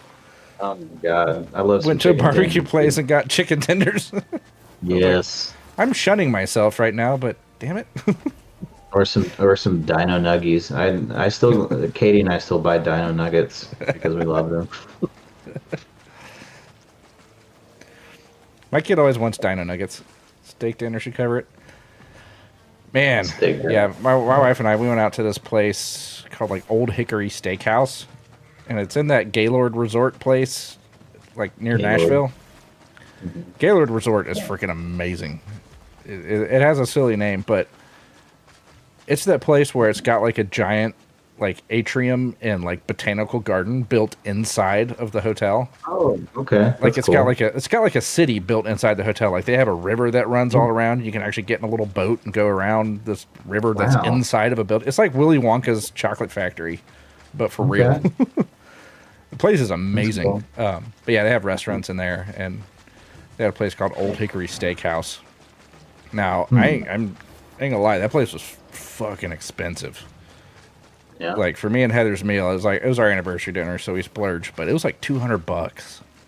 All right, so Stitchy, But, if you take man. jump there 3 times, then you will be absolved. Well, I feel like there's like I feel like the price is somewhat subsidized by the deliciousness of the food. So it's like we spent $200, but I feel like we got $300 worth of food just because it was so damn good. Like it was insanely good. Like even like they had carrots that was about to make me mouthgasm. Like they were insane how good they were. I was like, I shouldn't like carrots this much. Why do this shouldn't be this good? Please pretend like I didn't just say mouthgasm. Let's let that. I mean that perfectly explains how you feel when you eat some really good food. In Atlanta, there's this place called Leon's Full Service, and their food is incredible, man. But beyond that, the customer service that's there is bar none one of the best customer service places I've ever been to in my entire life.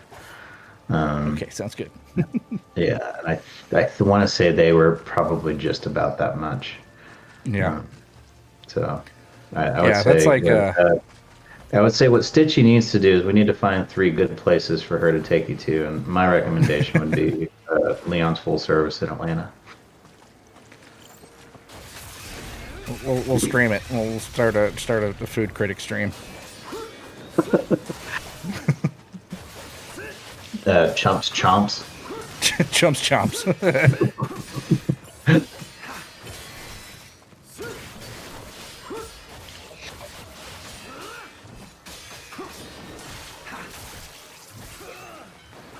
I need to find me a place that's like that Fogo de Chao place. God, that place is so good. I Yeah, had the dreaded meat sweats after going there, man. Worth it. Totally worth it. It was so good. Yeah, there's a place in Atlanta called Fogo de Chao, and it's a Brazilian. I don't think steakhouse is the right word. Like meatery, I guess. I don't know. But they basically have like a giant fire in the middle of the restaurant, and they just roast the meat on it. And they give you a card. Green means bring me food. Red means stop, I'm about to explode.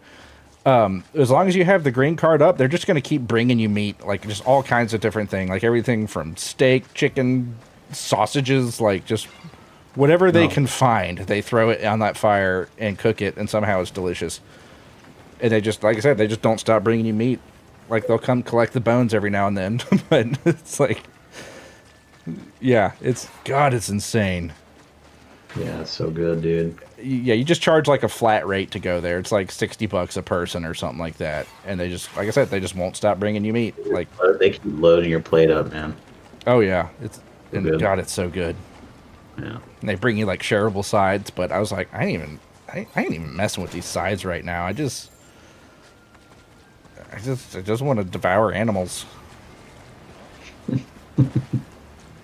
What was it that I think you told me like what Curtis said when y'all went to it before, and they tried to take his bones away. He was like, he says, "No, leave it. I want to to see how many animals I've defeated."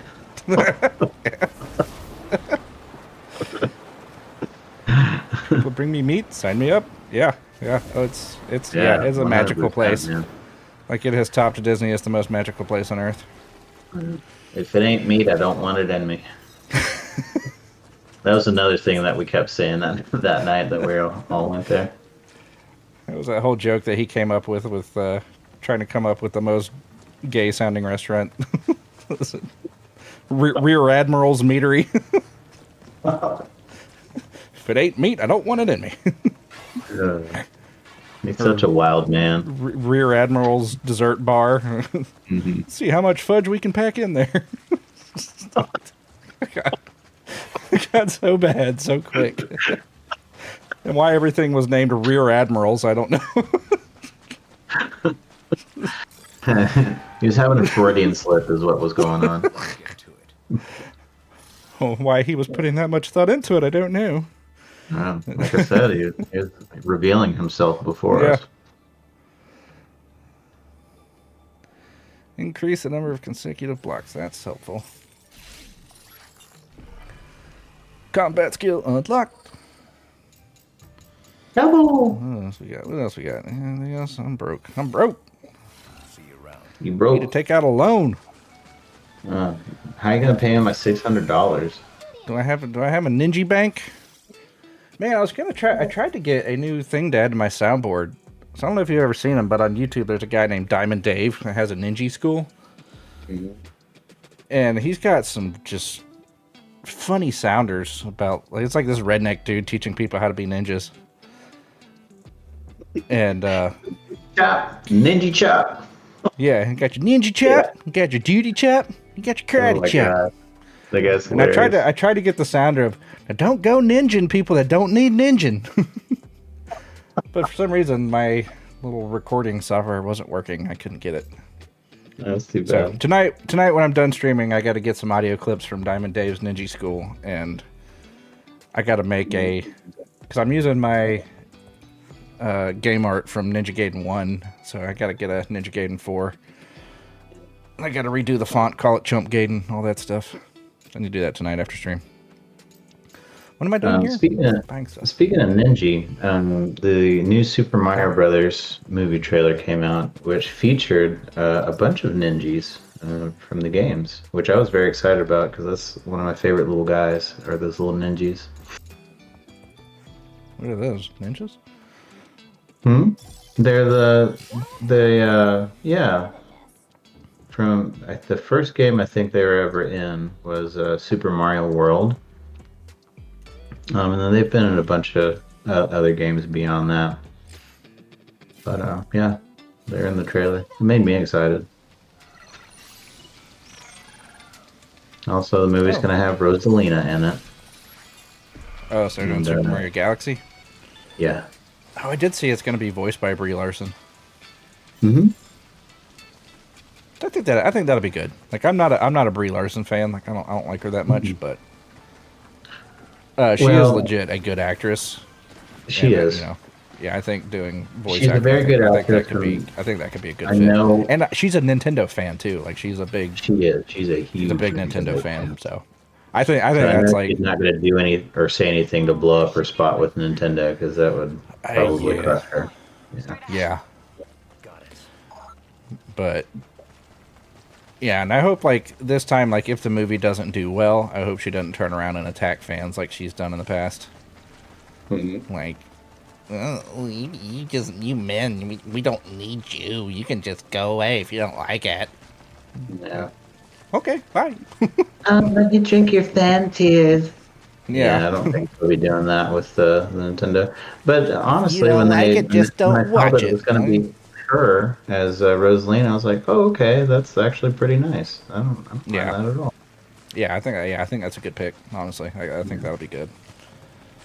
And again, it's voice acting. I don't think they do any like mocap stuff, but like I said, Brie Larson is a very talented actress. Yeah, she is.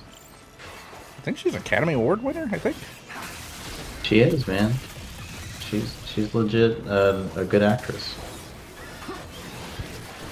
You're good. Potato Queen. Potato Is, Queen is returning returning to to streaming streaming next next- week. Just need help deciding what game to stream. Okay, so Stitchy on Twitch is Potato Queen. Oh, so there's two. Yeah, she was aliases. Stitchy on Twitch as well, Mhm. but it's now Potato Queen. Ow! I just kicked my chair. Oh Jesus! Oh, that hurt. Man, Oh, that's too bad. You shouldn't have Potato Queen. You should just go by Stitchy and then have AI write you a song. You know, just rewrite the words to Witchy Woman. You could just be Stitchy Woman. Ooh, Stitchy Woman, playing games and getting high. I don't know if you get high, but that's what I would do.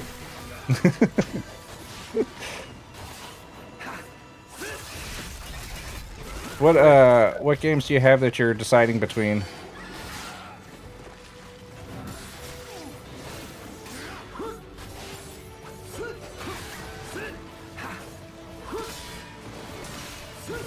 I don't like these shield guys. Yeah, they're a little weird. I am like I don't think I've gotten tired yet of watching the little stabby weapon though. That's been my favorite one so far. I gotta say, I really like it. Yeah, that's pretty cool. Like how you throw it, just throw that guy, just like get out of here, turd.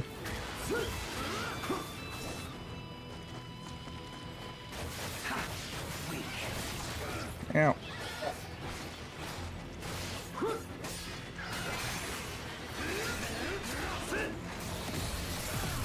Oh, I'm hurt. Oh, I'm hurting. Whoa, whoa. Resident Evil Village, Evil Within, and Starfield. I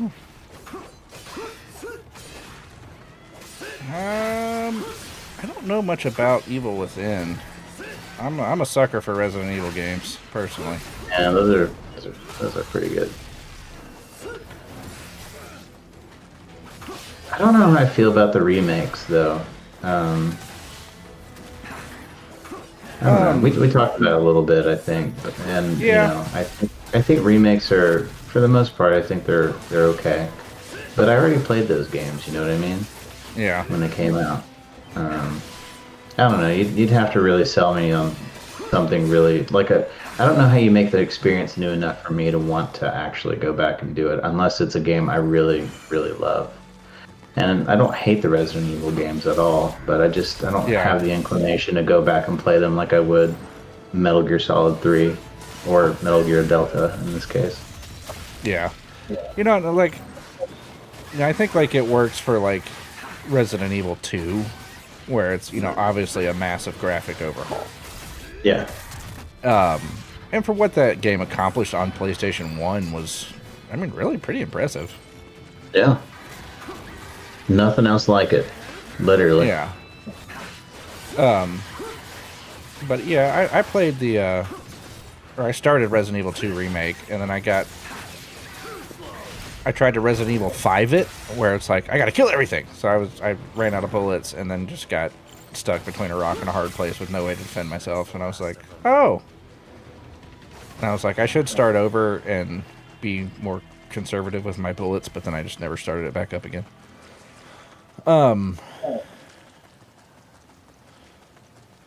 yeah, I think Resident Evil Village would get my vote. But I'm not familiar with Evil Within. And Starfield I know a bit about.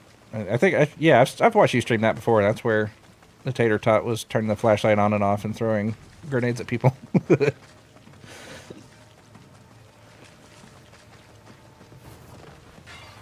Yeah, she was doing a stream with her toddler on her lap, and she kept hitting buttons on the keyboard. You can just do like, she was trying to like sneak and be stealth. It's like flashlight on, flashlight off, flashlight on, flashlight off. She was attacking the bad guys with what's it called? Seizures. No, not narcolepsy. Epilepsy. Epilepsy, yeah. I should know that because I had a dog with epilepsy. Look at that guy with his schnoz and his fan. I'm gonna destroy him right in his taint. All right, there Ouch. should be a statue close to Nope, the never mind. He took the high road. And I'll perform the sacred ritual to... Wait, what was that sound? Destroyed it. Leaning towards Resident Evil Village because I haven't played it in a while, so I'd get a lot of jump scares from it. The local spirits don't take offense. Is what Stitchy Woman says. Woo-hoo, Stitchy woman. Stitchy Woman. I still think you should do it. Woo! You know, I had Potato Queen. Tater Tot was the star of this stream. Yeah. You know, I actually had AI, because I made a joke that the singer from AC/DC just sounds like Donald Duck. And I actually had AI replace his voice with Donald Duck, and it was, you couldn't hardly tell the difference. It was like a 1-to-1. It was pretty funny. Yeah. Yeah, Donald Duck singing Back in Black is surprising how well it worked. Yeah, it was pretty good. So I thought it would be funny to have like a Donald Duck AC/DC cover band and just call it Metal Mallard. Hell yeah. Yes, Mini Find Tater my Tot face. was the star of that stream. Sounds like they were being a dictator tot. Huh? Dictator Tot.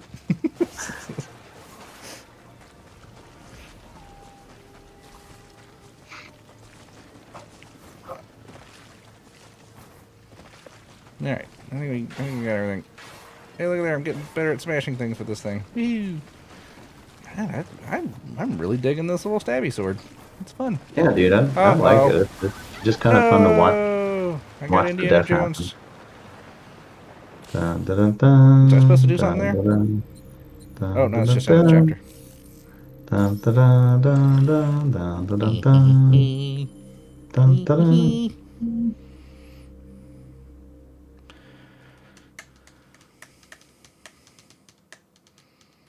So, fun Indiana Jones fact. I think you know this, Oliver. But in the scene, the famous scene where he's trying to find what's-her-face in that, like, Middle Eastern market I know where what she you're about got to say kidnapped. later. Yeah. There's a part where the guy with two swords runs out and he makes, like, a big flashy appearance and, you know, does a whole embellished sword thingy to be intimidating.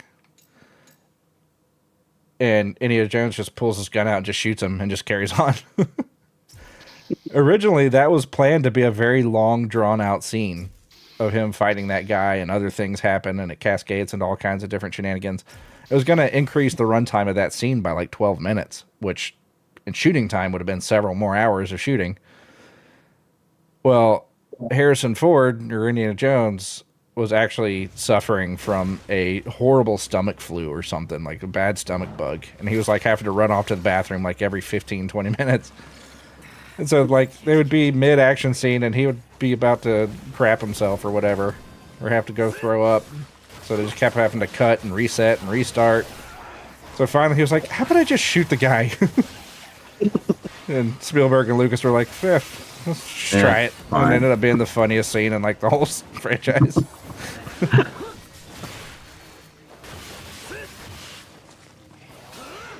Oh my god. There's so many, like, funny scenes that are just ad-libbed or last-minute plans that weren't part of the script that are just gold. Mm-hmm. Like the scene in Ace Ventura 2 when he's riding in the car and he just starts singing Chitty Chitty Bang Bang. Mm-hmm. The only reason he started doing that is because he forgot his lines. So he just started singing Chitty Chitty Bang Bang for no reason. And to his credit, the actor sitting next to him, who was completely blindsided by this, rolled with it and was just like, had the perfect reaction of just staring at him in utter confusion and shock. The one that I'm kind of, it's not even that funny, I'm just kind of impressed by it, was Saving Private Ryan. Matt Damon is talking with Tom Hanks's character, and he's telling him this story about one of his brothers being with this, we'll say, dubious woman and getting caught with her. Lady of the night. Yeah, and you know, they have a good laugh about it, but that entire scene was not scripted. That was completely made up on the spot, and he ad-libbed the whole thing, and they kept it in the movie because it was just too good. Yeah. But yeah, completely Yeah. just on the spot. Impressive. They had a lot of scenes with Russell Crowe. Like, there's a lot of times, like, that's why there's a lot of directors that just like working with Russell Crowe, and they bring him back because he's like that. It's just like, hey, here's a scene, here's kind of what we want to have to go. No script? Nope. Okay. Like, that scene in Gladiator where he's sitting with the Caesar before the Caesar's murder. And, you know, it's the, let us talk, just you and I. And then he's like, now let us whisper. Tell me about your home. And he goes into this big, long, drawn-out thing talking about his farm and his kid and his wife. And just so much description. The soil, black like my wife's hair. And all this stuff, like, painted this beautiful scene just with what he said. Totally ad-libbed. Just riffing off the top of his head. I'm like, good lord. It's like I could write something like that with like a week of writing and rewriting and editing and whatever. But yeah, this is like just off the top of his head, one take, one and done. I'm like, That's impressive. that's talent. Yeah. Well, I've been listening to Joe Rogan, the Joe Rogan podcast, and Russell Crowe was one of the guests. Yeah. And this is something I didn't know, but evidently he has a lot of writing that he does for other movies, but goes uncredited in a lot of That's movies. So interesting. he's just like a really good writer, I think. Yeah. That's Yeah, probably why he's able to yeah. ad-lib so well. Wouldn't surprise me. Try heading upwards. Yeah, another one that's pretty funny. So, like Lord of the Rings movies are always credited with being some of the best movies ever. And how much was done with practical effects and practical sets and stuff is very impressive. Of course, the Hobbit movies turned into a bunch of CGI gobbledygook. Yeah. I mean, they were still entertaining movies, but yeah, they were definitely didn't reach the bar that the previous movies set. But anyways, like Peter Jackson got pretty lazy with it, where he was like, just do whatever, we'll CGI it later kind of mentality. And so there's a scene, like the big dinner scene where they wreck Bilbo's house and eat all of his food and all that stuff. There's a scene, like, kind of towards the end of that, where they got the big fat hobbit sitting at one, or dwarf, not hobbit, big fat dwarf sitting at one end of the table, one of the other dwarfs all the way at the foot of the table, and he's supposed to, like, throw a piece of bread or meat or something across this table, and he catches it in his mouth. And that's what Peter Jackson said. He was like, yeah, just throw it, doesn't matter if you make it or not, just everybody act shocked, and we'll CGI in food later. First try, first take, he throws the food, guy catches it right in his mouth, like perfect throw, perfect catch. Everybody's reaction was, oh, like it was genuine reaction. They're like, okay, we got it. No CGI needed. And like I said, they got a genuine, real reaction. Didn't have to CGI shit, make it look stupid. Like it worked. It's like that's really funny to go back and just think about that. It's like, wow, that's a lot of fun. Yeah. The one throw makes it. That's pretty good. I'll have to go back and watch that. That's pretty good. Yeah, it was pretty funny. But yeah, that's one of the things, like, Ian McKellen, legendary actor, absolutely loved doing the Lord of the Rings movies. They said that he showed up to set to start filming the Hobbit movies and just went on to set and just started crying. Yeah. Because the entire set was just a giant green screen in a warehouse, basically. And he was like, this is not theater. Like, this is not This is a making travesty. movies. Yeah, he's like, where's the sets? Bullshit. Like, yeah, it's like, how many scenes do you see of, like, somebody acting terrified with a monster in their face? Then you see the behind the scenes and it's them freaking out with a tennis ball hanging from a string in front of them. It's like, I was like, I don't know. It's like, in some ways you got to give the actors more credit because they're acting with, a guy in a morph suit with ping pong balls taped to his nuts. It's like, it's like you see the creepy monster or whatever they're fighting, but in reality they're standing in front of a dude in spandex. They can't even see it. I wonder how many of them have like a frame of reference for what they're actually supposed to be looking at, or they have to get direction. Act scared. This thing's kind of big and it's got a lot of teeth or something. Yeah. One movie where you kind of get a sense of like what a director does behind the scenes, and it's pretty funny. But there's a movie called Noises Off. I actually was I was the stage director. We actually did the play when I was in high school. Okay. But it's a movie about a play. So when we did the play, or it's a play about a play, whatever. But when we did it, like the first act of the play is them performing the play, but it's like their dress rehearsal before the first night of the play. Like them doing their dress rehearsal, they're still getting their lines down, everything. Mm-hmm.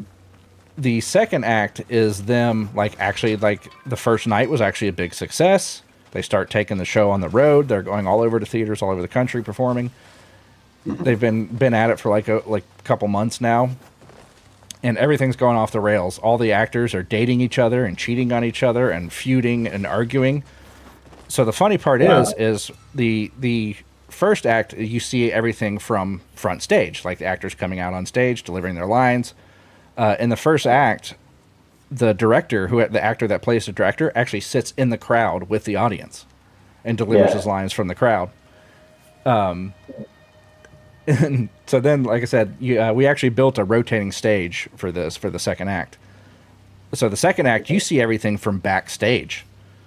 Okay. So you'll see the people, like, they'll leave what is now the front of the stage to go onto the front stage. So they leave front of stage, and you can hear them out there delivering their lines, even though you don't see them. You just see what's going on backstage of everybody trying to be quiet and not disrupt the show, but they're all still fighting with each other. So, like, the second act is almost like a silent movie, sort of, because nobody can talk or make loud noises. So, like, you'll have a guy, like, he'll go out on stage, like he'll be backstage fighting with somebody, hear his cue, like, hold up his finger, like, 1 minute, I'll be right back. He'll go out on stage, you hear him deliver his line, he'll come back through a door, like, step on somebody's foot, go back out on stage, deliver their next line, like... That's cool. And then the third act, you see everything back from front stage, and this thing is just, it's gone. Like, it's just completely off the rails. Like, everybody's doing their lines wrong, everybody's beat up, they all hate each other. But yeah, it actually, the movie has Michael Caine as the director. Okay. Christopher Reeves is one of the actors. Okay, Superman. Who else? Oh, God, it's got a bunch of big names. I can't remember her name. I don't know. But yeah, it's an older classic movie. Obviously having Superman pre-accident. But, yeah, it's such a funny movie. It's really funny. But yeah, like, you actually get that a lot of, like, Christopher Reeve's character. Like, he's a talented actor, but he's dumb. Mm-hmm. And he's, like, trying to method act when you don't really need to. So, like, okay, so you come on, you grab the box, and then you go off stage with the box. And he's like, okay, I get that, but why do I take the box? Like, what's the reason? Why don't I just leave it here? And he goes, because the script tells you to take the box. And he goes, oh, okay. So then they start up, and he's like, but I'm hung up on this box. Like, I don't understand why I take it. So... so, like, Michael Caine has to come up with this whole thing of, like, okay, your character is emotional about something that had happened later, and the box is just comforting to it. So it's like he's taking a friend with him. Does that help? And he's like, yeah, I think that works. It's great. Now get off the fucking stage. Like, but yeah, Michael Caine as the director, like, losing it, and he's hooking up with one of the actresses as well as, like, the stage manager girl. Like, It sounds funny. Oh god, it's hilarious. Yeah, it's really funny. I think I bought it on Amazon Prime or something. Where am I supposed to go? I guess I'm going down. All right, let's go down. But yeah, Noise is Off. It's fantastic. Yeah, I'll have to check that out. That sounds good. Yeah, and the play was really difficult to do because, like I said, you have people, like, entering, like, coming on stage, going off stage, like, a lot. Like, you have a lot of stage on, stage off. There's props, like, crazy amount of props that you have to keep up with. Like, there's, like, 4 plates of sardines that you have to keep up with. They're bringing them on stage, taking them off stage, bringing them back on. Sometimes they have 2 plates of sardines in their hands at one time. Like... So, like, that was my job. I was the stage director or or prop manager. So, like, I was just constantly like, where's the newspaper? Where's the box? Where's the bag? Where's the dress? Where's the sardines? Like, it's the whole play. But yeah, the movie is so damn funny. Yeah, I'll have to watch that for sure. It sounds good. This weekend, though, I've already purchased a movie for this weekend to watch. There's the new Toxic Avenger. With Peter Dinklage as the Toxic Avenger. Oh yeah, I forgot he was doing that. Yeah, and it looked really funny. It's Elijah Wood, I think, plays the bad guy. Oh god, I hate Elijah Wood. I can't stand that little dude. Yeah, it looked funny to me, so Katie and I will probably check it out this weekend. That would be cool. What do we? What do you want to do for our next movie review? I already suggested Guillermo del Toro's Frankenstein. That's right. Frankenstein. Frankenstein. Old yeah. 14? We can talk about that too. We'll do a double feature. We'll watch Frankenstein and Young Frankenstein. Do all of that. Just do all the Frankenstein movies. Are you Frankenstein? I've seen that one. Is that good? Like with, that's one I was Aaron always kind of wanted to watch. Yeah. Yeah. Is that where I came from? That's where I came from. Okay, I don't need to go that way. I'm good. But no, I think that would be a good movie to do. Because it's Guillermo del Toro and it's new. It just came out. I think that would be pretty cool to talk about that one. I could probably I watch remember it the this weekend. Kenneth Branagh one best. That's probably the one I've probably seen the most of any of the Frankenstein Is he a adaptation. director or an actor? Well, he directs this movie and he acts in it. He's Dr. Frankenstein in that movie. Is that the one with And Robert De then Niro? Robert De Niro plays the creature, yes. Yeah. Okay, yeah, that was good. That one was good. Yeah. Not what I was expecting, because like I wasn't that's familiar with like kind of an Mary unusual Shelley's role book. for Robert De Niro. That was interesting. He wasn't making an offer you can't refuse. Mm-hmm. It'd have been fun if he would have played. Would have been fun if he would have played Frankenstein's monster as an Italian mobster. I'm going to make you an offer you cannot refuse. But yeah, no, that movie was good. I enjoyed that one. At my daughter's wedding, and I'm trying to get my eyeballs put back in my head. Why are you doing this to me, doctor? Why are you doing it to me? It's quiet. Doctor, you brought me back from the dead. You brought me back from the dead. I was enjoying my life in heaven. I had left this life behind. Now I'm back here doing this bullshit. Why? You gotta get these farmers' beets out of the ground. I don't wanna. Look, now I look like a goddamn lasagna. What'd you do to me, doctor? Get me lasagna face. I'm honored.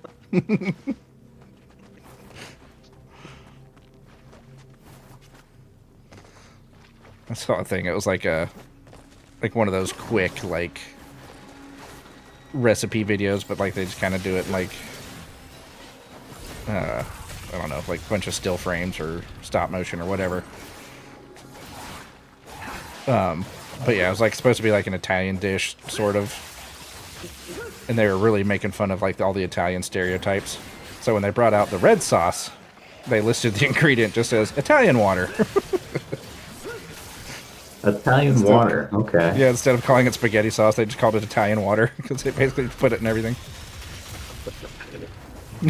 I was like, I can never not call spaghetti sauce Italian water now. I met an Italian man today, actually, at work. He's a sculptor, professionally. Yeah, he was a very funny person. It was funny. I get there and he's like, "Oh, do you want to go into the huh?" What did he sculpt with, like clay or stone? Marble.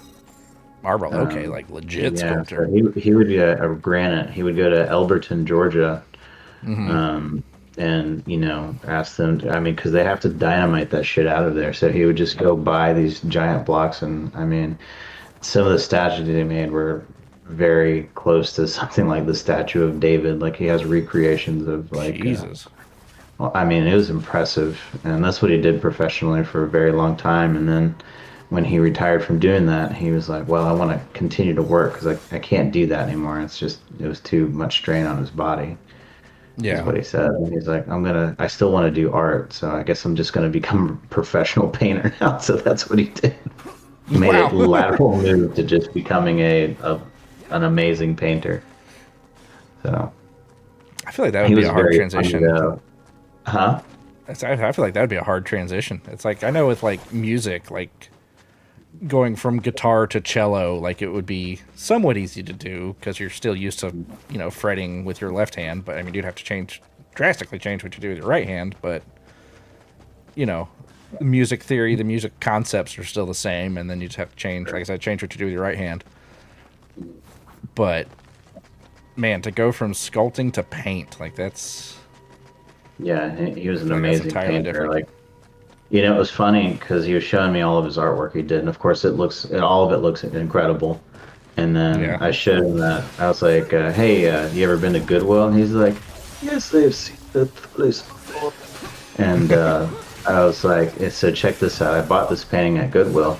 And he's like, "Oh, it's a very nice painting, but you didn't paint that one." And I said, "Well, hold on. I did paint on top of it." And then I flipped it over, and it's that one I did the Gazora on. Oh, yeah. And he laughed so hard. He's just like, "Yep, good. You should actually try painting next time." But we had a good laugh about that. He was really funny. That's very funny. I get into the crawl space, and when I came out, he was standing there. He's just like, "Okay, how much money did I make?" And I said, "What are you talking about?" He's like, "Tell me the pockets. I know you took my money that was down there." Laughing. I was like, "Got any money down there?" He's like, "I got something." And so I turned out my pocket, and I had a penny in there. And I was like, "Where'd this come?" He's like, "Yeah, I'm saving that for later." Evidently, he snuck it into my pocket while I wasn't looking. He got reverse pickpocketed by an Italian artist. That's a story. Yeah, he was so like he had me laughing the whole time. Like he was so. I mean, he just seemed like such a cool dude. He's so full of life, and he's a lot of character. And you know, by the time I left, he was just like, "Listen, you know, you got to come back next year. I don't know if I'll be here, but you gotta make sure somebody takes care of my house." And I said, "I'll do it. Not a problem, man." He's 90 years old, and he was still running 90 around years old. like around his house. Like, I mean, it would surprise me when he told me he was 90 years old. So, I tell you, man, a lot of them Italians, they're made out of different stuff, man. yeah. Well, and I asked him the secret too. I said, "So what's the secret to a long life where you stay sharp?" And you know, he said, "You just got to keep working. That's the only thing I can really tell you." Yeah. And I think there's some truth to that because you know he said he walks every day and he still works every day. Like he still cuts his grass. You know, he's got a giant garden, you know, on the around the back of his house that he still maintains, and you know he still paints. So I mean, he said, yeah, the way to live a long life is to just keep yourself busy, keep your hands moving, keep your mind thinking, you know, different things, and you know, you'll stick around for a while. Yeah. Well, that's, you know, I got like a men's group at my church that I do. And that's kind of one of the things we were talking about of like, that's that book I was telling you, the Ruthless Elimination of Hurry or whatever. End of the book turned out to really suck. So yeah, I take back my recommendation. But yeah. But anyways, that's like one of the things that people are talking about of like, well, it's like, I kind of don't want to slow down too much. Like I need to work. I need to feel like I got some purpose, you know?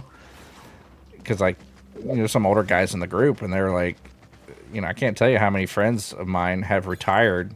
They hang around for like a year and a half, 2 years, and then they're in the hospital and, you know, dying. No. It's like, I don't know. It's like you don't have anything to do. It's just like your body's like, well, if you're not doing anything, I'm not doing anything. Yeah, let's start the shutdown process. Yeah. Yeah, so there's a lot of people that they find something to do, like a little side hustle or something, just to. Yeah, I think like having a purpose is important. You gotta have it. You gotta have it. You know, Katie and I watched this documentary about places on Earth that they call blue zones. Blue zones are any location on Earth where people live to 100 and beyond. And there's a handful of places scattered about. One place, it was in Italy, of course. Yeah. You know, I mean, there's just a large population of people that live beyond 100. There's a place in Japan. There's a place in some South American country where this was the one that tripped me out. This guy's like, you know, over 100, and he's still like herding cattle and working on a farm. And I mean, when you're 100, you look like you're 100. This guy looked like he could have passed for like 70 or 60, Oh but yeah. he attributed it to just working and staying busy and keeping his mind occupied. And I think the thing that really helped a lot of these people, the thing that I kind of noticed the most in the documentary is that all of them had a community or a group of people that they engaged with on a regular basis. I mean, health is an important part of it, but having yourself being able to be engaged with other people, talk with them, commune with them, feel like you're, I guess, part of something really carried a lot of those older people to, advanced age. And I think there's a lot of truth in that because I know when I see people sometimes who are living by themselves, they are not doing as well as somebody that like you've got grandma or grandpa who live with, a son or son-in-law or something, and they seem to be doing okay, but the person living by themselves is definitely not Oh. doing as well, and just seems sad overall. Yeah. Yeah, it's true. How could this happen? Yeah, it's always like, I know my father-in-law, like one of his buddies retired and just kind of just didn't have anything to do afterwards. Sat around and watched TV until he died like a year later. Yeah, It's just like, it's I mean, rough, dude. it's like my dad. I mean, all his doctors told him he'd be dead at 65, and he just never quit doing things and made it to 85. I was gonna say your dad was just the energizer button. He's just like, nah, okay, I'm just gonna keep going. Yep. Like I said, I used to always joke when the world ends, we've nuked ourselves, there'll be 5 cockroaches, Keith Richards, and my dad just hanging out. He had open heart surgery, I think 5 times. He had cancer, had like a third of his intestines removed from cancer. Gosh. He had a stroke at one point, like just all the things, like the and yeah, He was a tough dude, kept your on dad. trucking. Yeah. Yeah.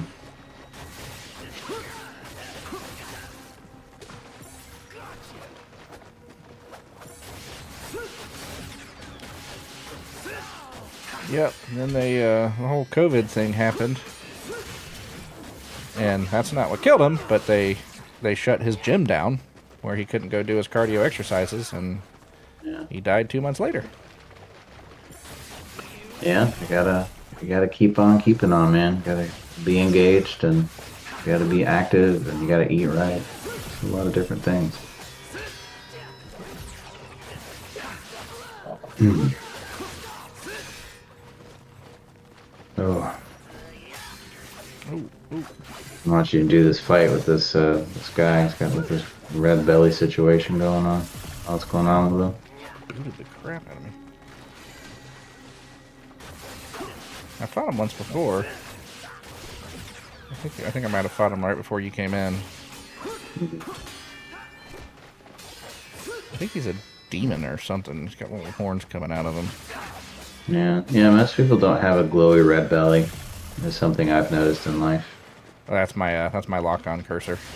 Oh, okay, I gotcha. Most people don't do that either. Or have horns. I mean, that's a dead giveaway right there. Is the horns. Oop. Stab, stab, stab, stab, stab, stab, stab. Oh, let's do the chance against this freak. I'm out of here. Execute the troublemaker. Popcorn emojis. Yeah. Now I want popcorn. Cinema. Absolute cinema. So this game, you've got your blood raven blood bind mode, whatever, where your weapon gets stronger. That's like what makes the drill thing come out. So you've got a gauge you got to pay attention to there. You've got your berserk mode gauge that you have to pay attention to. That's what I busted out to finish them off there when into berserk mode. You've got your health gauge you got to pay attention to. I was like, man, there's too many gauges. Like, I forget I even have rage mode the whole time because I'm too busy watching my blood mode and my health mode. I I gotta go use the restroom. I will be right back. Be back in just a moment. And we'll get into whatever else we got coming up here. Yeah. Alright. BRB.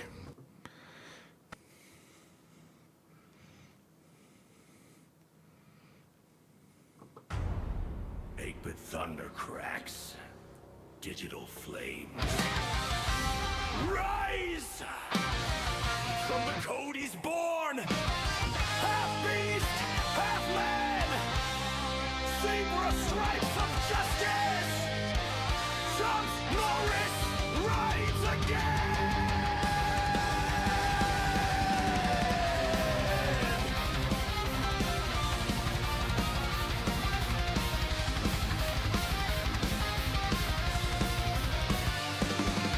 Spawned in the glitch of a dying arcade. A hero awake and no quarter paid.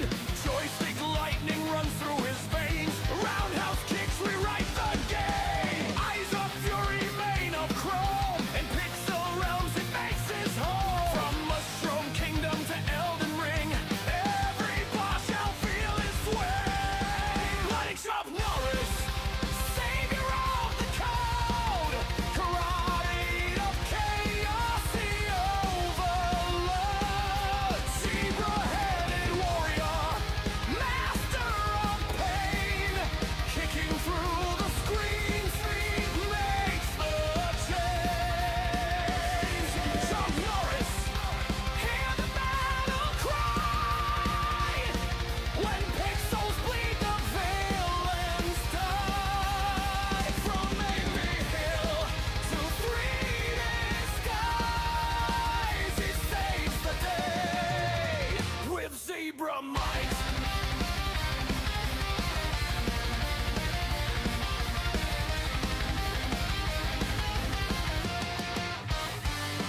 He fought Sephiroth with a flaming fist. Dodged blue shells, they barely missed. Uppercut Bowser through the final squeal. Combo breaker, living dream. He ripped through doom with the tiger's roar. Kicked Dracula's ass right through death's door. Defeated Ganon, cracked the code. Then rolled off on the data roll. Binary blood running hot and fast. Every life he takes rewrites the past. Fatality echoes through the land. When the Alright, we're back. And we're back. I caught some Pokemon while you're away. What'd you get? I got a Carvana. I got a Scraggy. And there's a Carbink. What game are you playing? Pokemon Go. Oh, okay. Yeah. Yeah, I've been picking that back up a little bit here. Yeah, I pick it up sometimes because, you know, I travel all over, and so I get all sorts of little different Pokestops and stuff. Oh. They've got this game coming out that's so you play as a Ditto, and I guess you have like Minecraft world that you can build. Heather was telling me about that. Yeah, I'm gonna get it because it just, I don't know, something about it. I've never played Minecraft before in my life, but for some reason this Pokemon game, probably because it's Pokemon, it's got me really excited. It's gonna be funny. Like Pokemon's over there suing Power World, and then Pokemon's gonna make this Meanwhile, they're game and then ripping get off sued by Minecraft.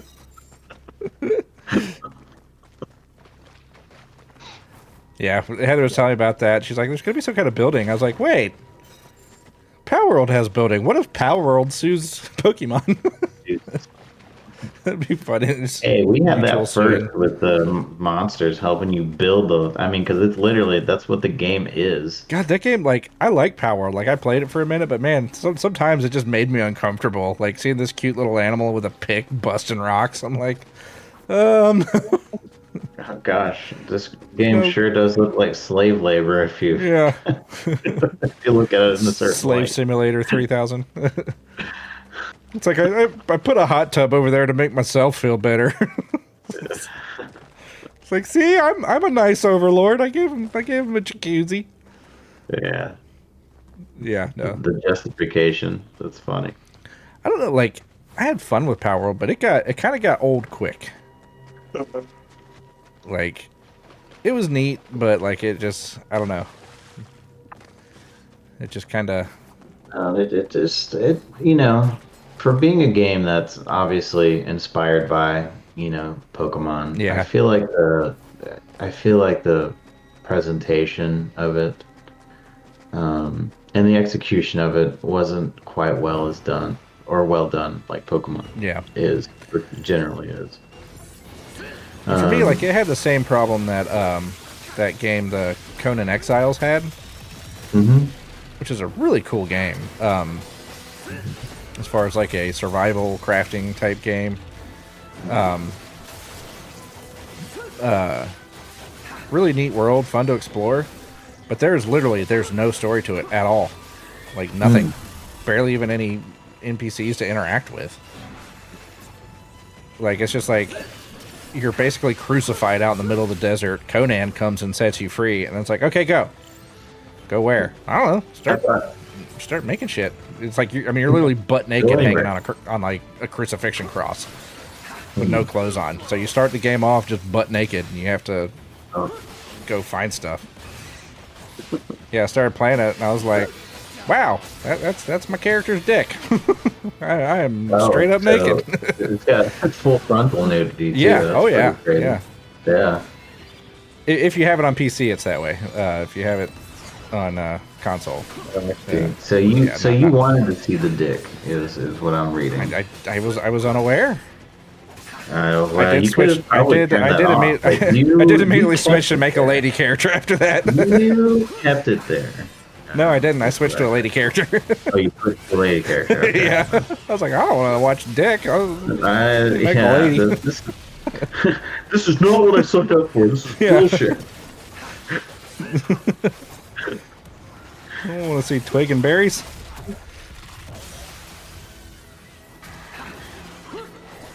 But yeah, like the building mechanics in that game were great. Like the whole, like it's pretty in depth. Like what you have to do. Like they kind of made it somewhat realistic. Like, you know, like the whole process of getting and making steel to make steel weapons and stuff. Like, it's not just as simple as, oh, you found an iron ore, now you have iron ore, make sword. No, you have to like smelt that into bars, and then you have to get a different component. I think you need like sulfur plus charcoal, and then you have to make steel. Like you have to do the process to turn the iron into steel. And then you gotta smelt that into bars. Like I don't know, there's so many layers to it, and like very survivally, but I think like the intent of the game was for it to be like you build your stuff, you build your base, and you can do it with like other people in the world.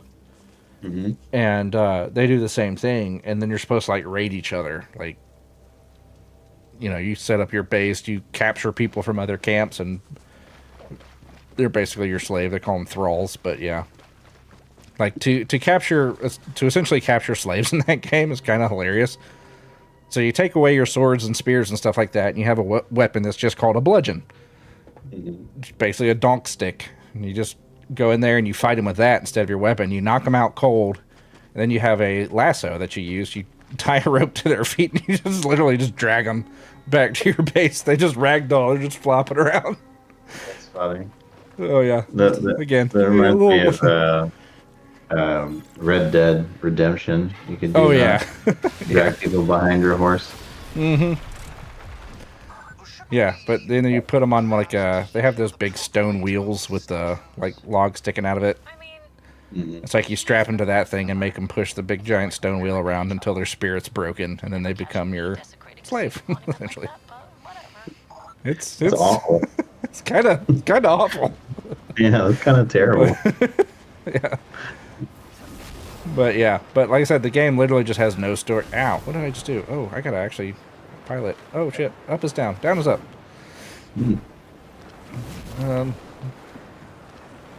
Yeah, this camera is not my friend.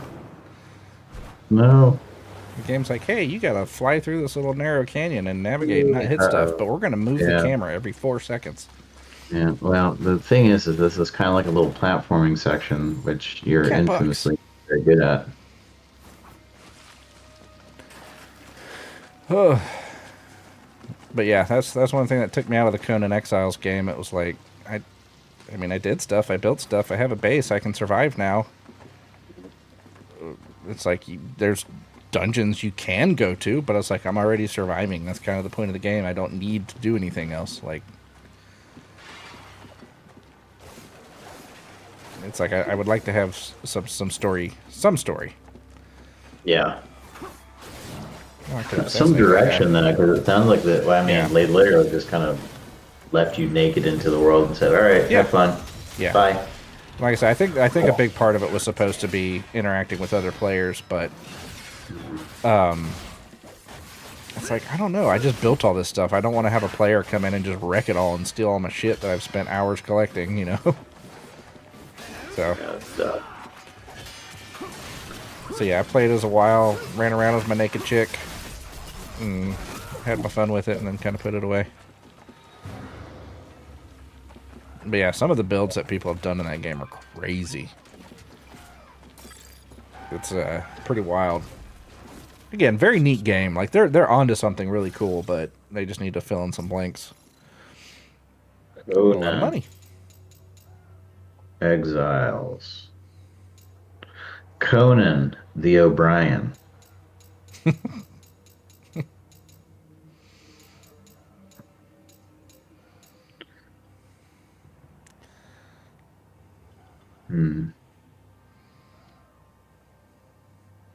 Perfect touch. It's funny. I'm looking it up right now, and it says, "Is Conan Exiles worth playing in 2025?" Let's see what Reddit has to say. Nothing good, I'm sure. Does Reddit ever say anything good? I don't think so. It's funny. The first comment I see on here, comment deleted by user, so it can't be good. I don't know, man. I've run into a lot of subreddits dedicated to a subject their fans to seem to hate. Not exactly. Go ask the same question on Payday 3 subreddit. You'll get the majority of no. Lost Ark as well. Yeah. You're not. The game is definitely better now than years ago. I took a long break, came back a year or two ago, and that's when I found they added the construction hammer. That was so revolutionary to me. I don't know if I had a construction hammer. So It sounds like maybe that was out a recent addition. Yeah. And they added magic to it as well. Like when I made it, there was no like class build or anything for magic. It was pretty much all melee weapons or archery. I don't know. I've thought about trying it out, but man, it's a game that's one of those time suck games. Like it's like, oh, I'm just gonna do this one thing before bed. And then it's like 4 hours later, and the sun's coming up, and you're like, oh shit! But I built the village. Fucking time vampire ate my life away. I didn't even realize it. Yeah. Yeah, so Stitchy, don't stream Conan Exiles for your next stream. You'll start a stream and you won't stop until tomorrow. And you'll get banned for having titties or wiener on your stream. Oh yeah. Save it for your OnlyFans.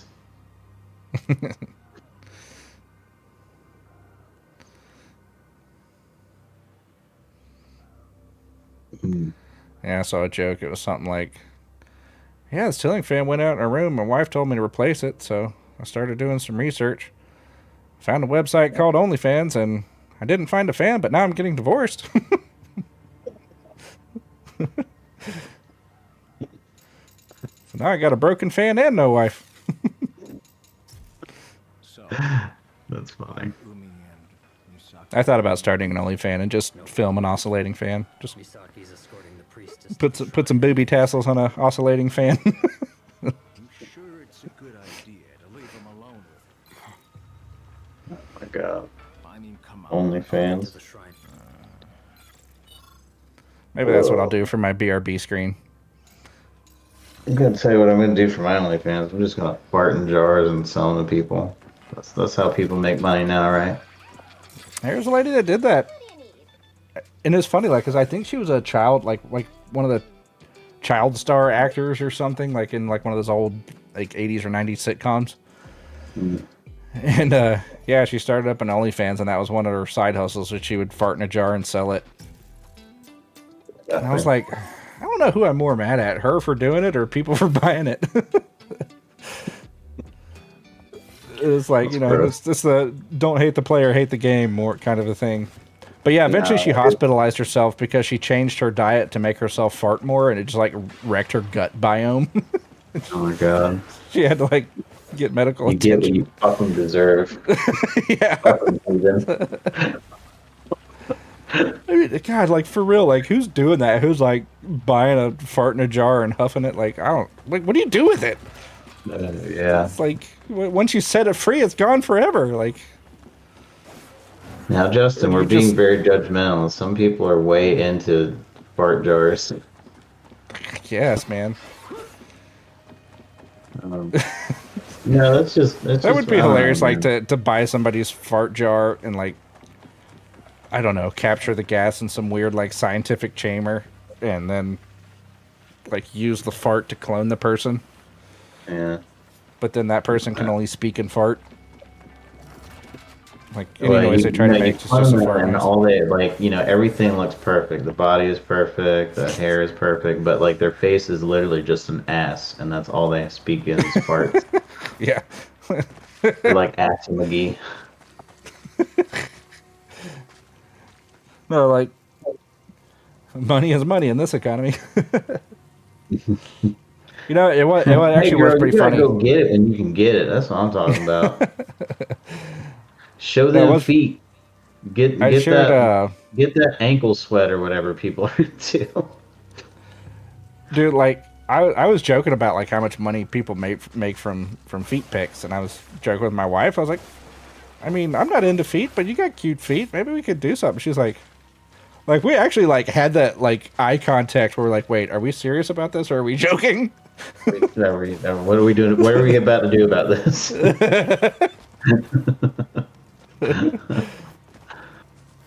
No. You know what you need to do is, just take pictures of your own feet and see if anybody bites. There's somebody out there who's into it. I promise you. All right, so yeah, it was pretty funny. Teal that came into the chat a little bit ago. We have a group chat on Discord, and I shared a picture of me and the kids' Halloween costumes, and of course, me, I'm wearing my flip flops because that's all I wear. So he took the picture and like zoomed in on my foot and cropped it out. And he was like, "I'm selling this." And I was like, cut me in 20%, we're good. I don't think he's had any takers yet. There's somebody out there. Somebody. Key for every lock.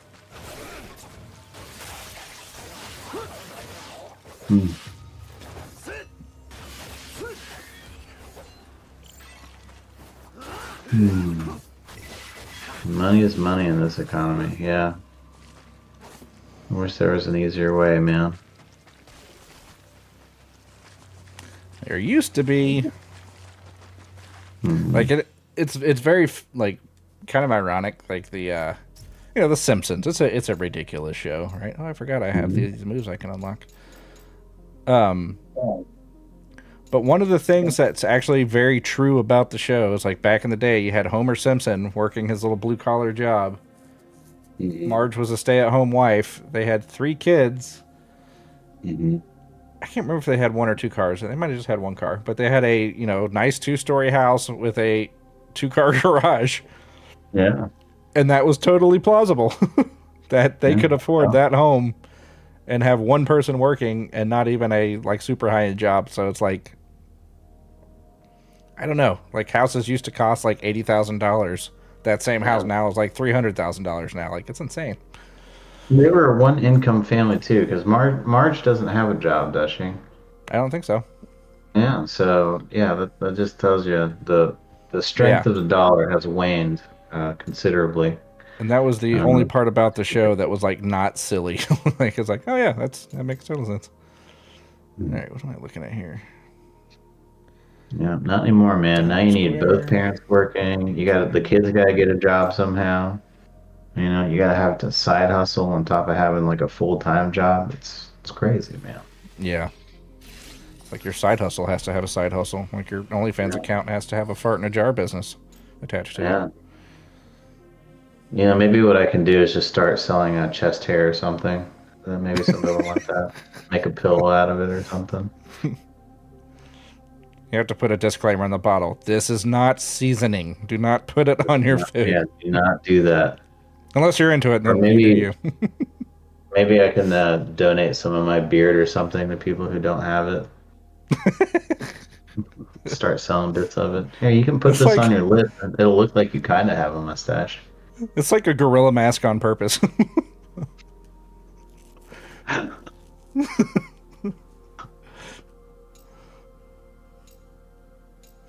Eagle dive.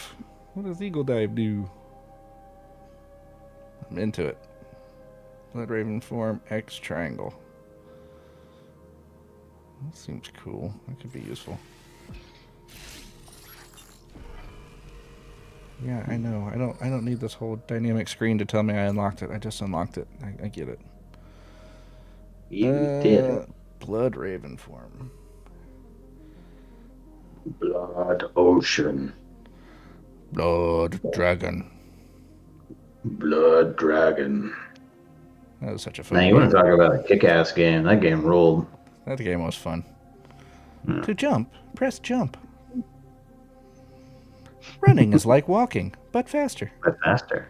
The most sarcastic tutorial.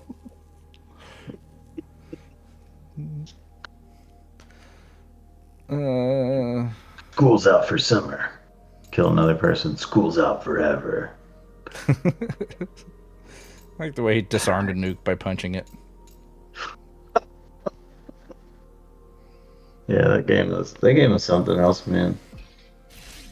I don't know how they didn't continue that, like, you know, because I mean, I don't know if people didn't just buy that DLC, but or whatever. Dude, but I would have loved really more Blood Dragon. That was hilarious and fun. Where am I? What am I doing? Yeah, I got very distracted. good. Okay, we're going up. Wait, do I need potions? No, I'm good. I'm good. We're good. Got this. But yeah, Far Cry 3 was so good. Mm-hmm. And you had Blood Dragon, I think that was attached to that. That was, or was it 4? I can't remember. I'm pretty sure it was 3. I think so, yeah. Far Cry 4 was pretty good, but I think the main villain guy was just, I don't know, like he didn't do it for me. And like all of your NPC teammates were terrible. It's like you're supposed to be helping these people, but they all sucked. Like there was no good options. I was like, I don't want to help any of you people. I kind of want to team up with the bad guy. And in a way you can. Like at the beginning, like you get kidnapped and he wants to have a chat with you. So he basically just brings you into his dining room and you're sitting there like supposed to have a banquet with him. And at one point he gets up and leaves. And he's kind of like seeing what you'll do. And, you know, to continue the game, you're supposed to escape. But if you just sit there, like it takes like 20 minutes, but if you just sit there and wait, he just comes back and he's like, "Oh, you're still here." I did that. Yeah. In one of the playthroughs we had. I did that at your house. Yeah. He just kind of came back and was like, "Okay, well, hey, let's go to your mother's grave. Let me take you on up there. Here it is. All right, great. Well, listen, you know, thanks for stopping on by. We'll see you next time." And then it's like, Yeah. roll credits. I think he basically says, "I'm retiring," and gives you the keys to his kingdom. Yeah. He's like, "Bye." I'm like, "Oh, okay." Oh, okay, great. But the other two characters, it was like a brother and a sister in a tribe of some sort. And like the brother wanted to kill the guy that was like the evil drug lord weapon guy. He wanted to take him out, but then run that business.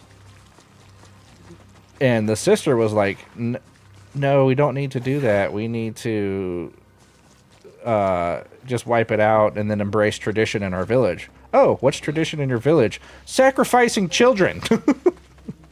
I was like, I don't want to do either of these things. I might have that backwards. I think the guy was any the chance either one of you just want to, just not exist anymore? I think Yeah. that would be helpful for everybody. Why can I not go through the store? Okay, I'm lost. I'm confused. But yeah, it's like I think I had that backwards. I think it was the dude that was the tradition guy, and the chick wanted to become a drug kingpin or whatever. I was like, yeah, both of you are awful. Can I just not do either ending? That sucks. I hate you. Like I'll just do it my damn self. Yeah. Oh, I could have assassinated that guy. Oh well, whatever. Shoo. Big and mean. Yeah, pagan men. And the worst part, there was that guy that was like the radio DJ or whatever that kept sending missions. That guy was annoying as fuck.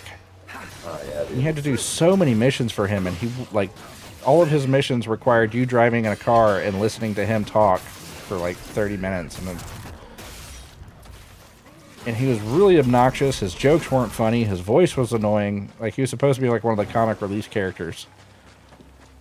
Like I remember at one part he was like talking about like wiping your ass and like how you would do it. Like what was my technique for wiping my ass? Like why are we talking about wiping my ass? Like shut up, dude. Like for real, just shut up. Really? I'll do your mission, but be quiet. Oh my god. It was awful. And that game introduced the honey badgers. Yeah, the honey badgers. That became a whole affair for us with the honey badgers. Mm-hmm. Honey badgers are pretty cool though, man. Yeah, they're awesome. Tough little dudes. Was it my brother that sent us a video of the honey badger like picking a fight with a pack of hyenas?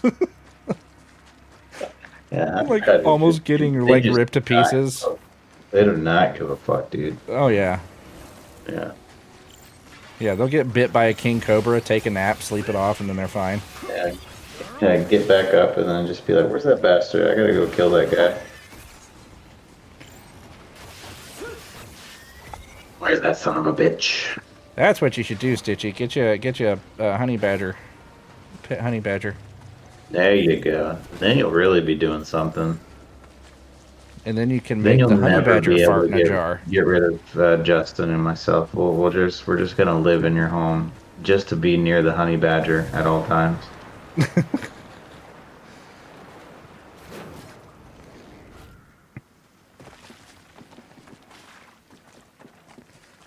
Honey badger.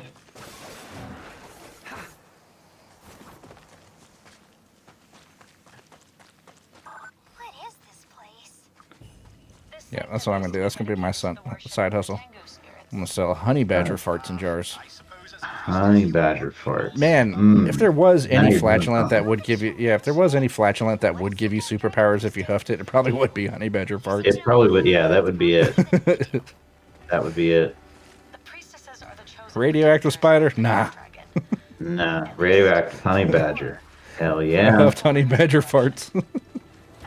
As long as y'all do your own laundry, I don't care. I do my own laundry and I wash dishes and yeah, I am a good. As long as you do your own laundry, I don't care. Yeah, I'm pretty good about I'm domesticated and I can take care of myself. That's an invention I'm working on. I'm working on laundry and dishes that do themselves. Oh, I thought you were about to say that's something you're working on, becoming a domesticated husband, and I'm like, oh gosh, don't tell Heather.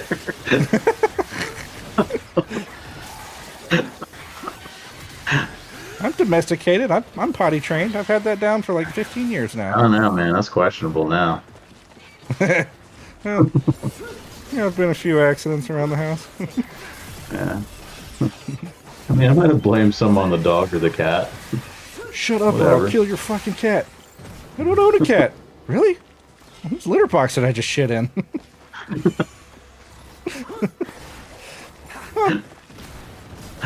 What am I doing? I'm not even paying attention.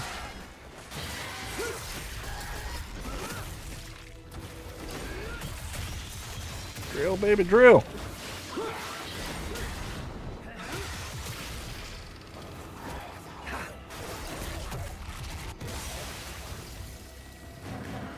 You know what's funny? The first time I played this game where I was struggling.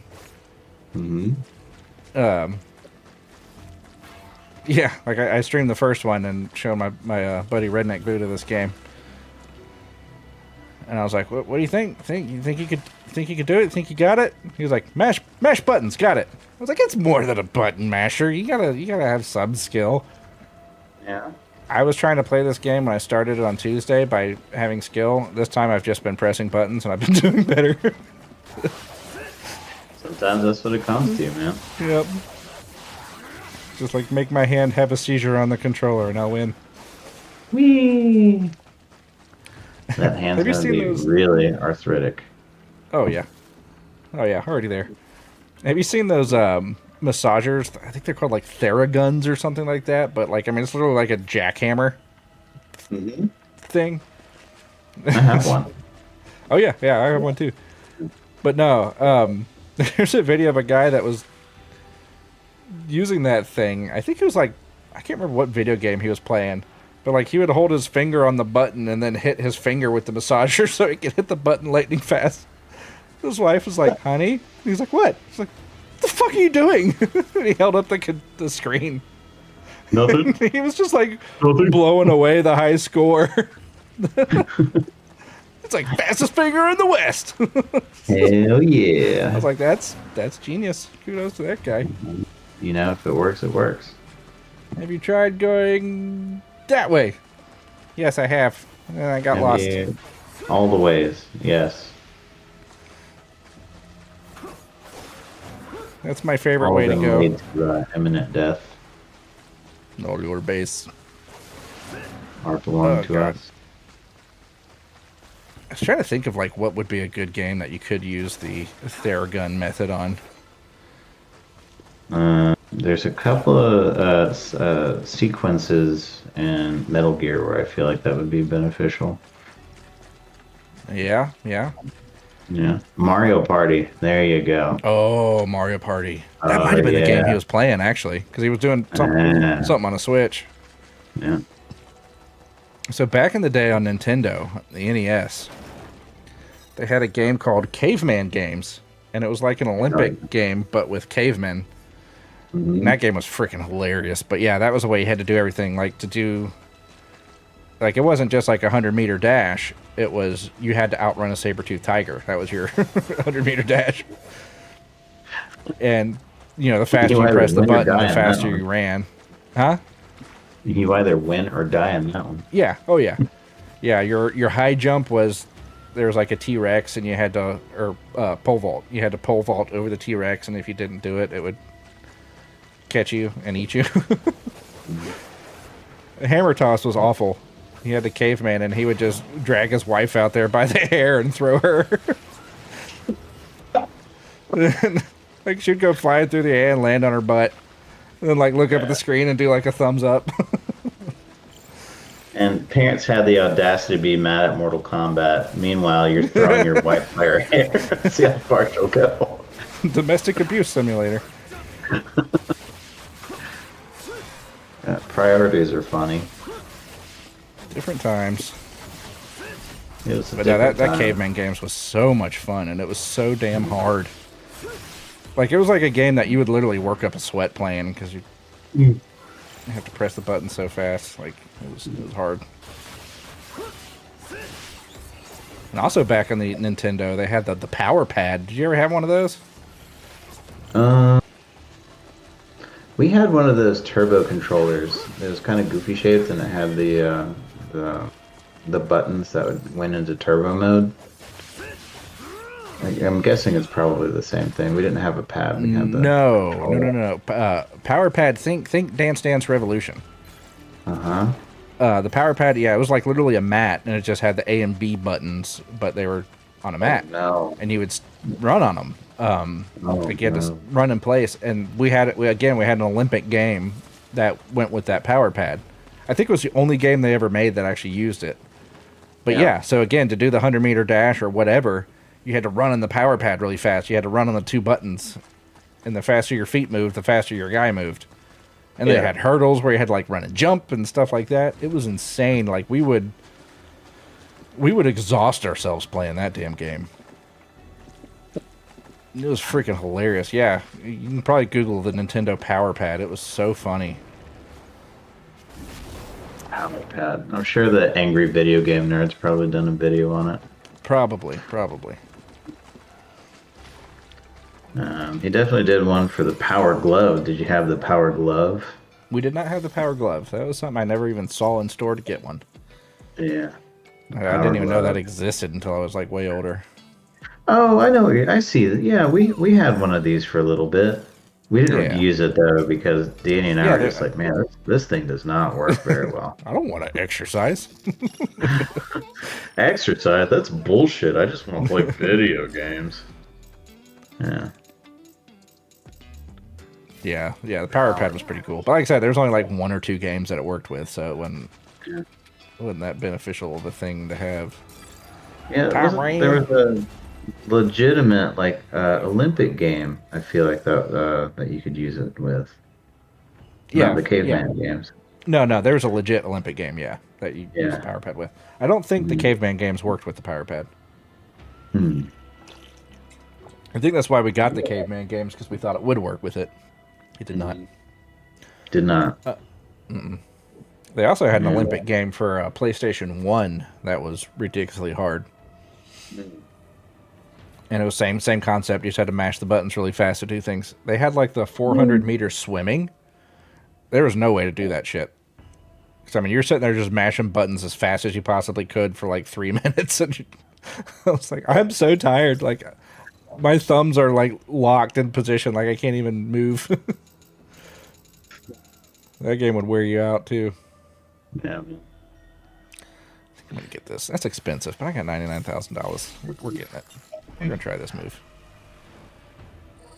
If you want to test it out, now's your chance. No, I'm good. Got it down. That's all that matters. I'm good. I feel. Thanks, Tyran. Oh. All right. Where's the next boss? I feel like I've been running around this place for like forever. Oh, I think that's it. There he is. I found him. Ask and you shall receive. Yeah. Take it back. Wait, what? It's a pretty nasty fall. Don't miss the wind current. So I have to like time the wind currents out. Oh, it's shooting at me. Okay, that's not a Oh, boss. has It's just blessed you with a fight Kill for you? this day. it's like a little lion teapot. Oh, he's exploding. Lion teapot. It's kind of cute. Is it better than the gourd? I'm still catching up on the video side. Yeah, it's actually. He's so angry. Look at him stomp his little Look feet. at that, look at that thing. Oh, He has like see? little tantrums. Now, why don't they have this thing in a miniature form? That would be so much better than that ugly ass Dude, I kind gourd. of want that like they a got. collectible statue of this little guy. I know, that guy rules. Am I even doing anything to you? Look how he does these little stomping feats. Yeah, When his he's little- he's his about to little do his little temper attack. tantrum is Like, hilarious. why wouldn't you want that? This is great. Yeah. Man, they really dropped the ball on that. I want to replace the teapot in Beauty and the Beast with one of these guys. Yeah, absolutely. Tale as old as time. I want to kill the ninja. Just be like stomping and heavy metal banging. Make a metal version of Tale as Old as Time. I would That's do the it. real beast of the castle. My wife is sleeping. I was gonna do my metal voice. Do it one day if you're during the day. She'd be like, "What the fuck are you doing?" Sleep. Heavy metal She'd alarm be clock. so mad. Oh, I did the Ozuna drop on accident. Everything dead? No, you're still alive. Oh, you're okay. So yeah, those little drill kills that I do. So one of the mechanics of the game is if you have somebody that's dismembered, like if you cut one of their arms off or something, you can like insta kill them. That's what that drill attack is. Yeah. I don't know, man. I think you found your Go, weapon you with the adorable drill. little T-bot thing. I know there is another weapon you get. I don't remember what it is. I saw my buddy Kill a Kaiju get it. Kill a kaiju. Oh, Godzilla minus 0 coming soon. Good silly. You know what I'm excited about? There's this company called Mondo that does like all this um, licensed merchandise type stuff for different companies, and one of their artists is doing a piece for Toho.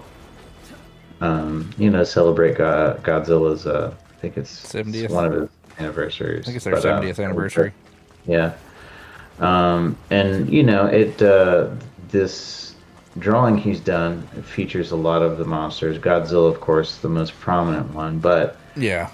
also near Godzilla, he featured Ghidorah, which I was so excited about because I've been really trying to push that out there into the world, and I feel like my efforts have finally paid off to some degree to bring awareness to a very good kaiju who deserves his opportunity to fight the king of the monsters.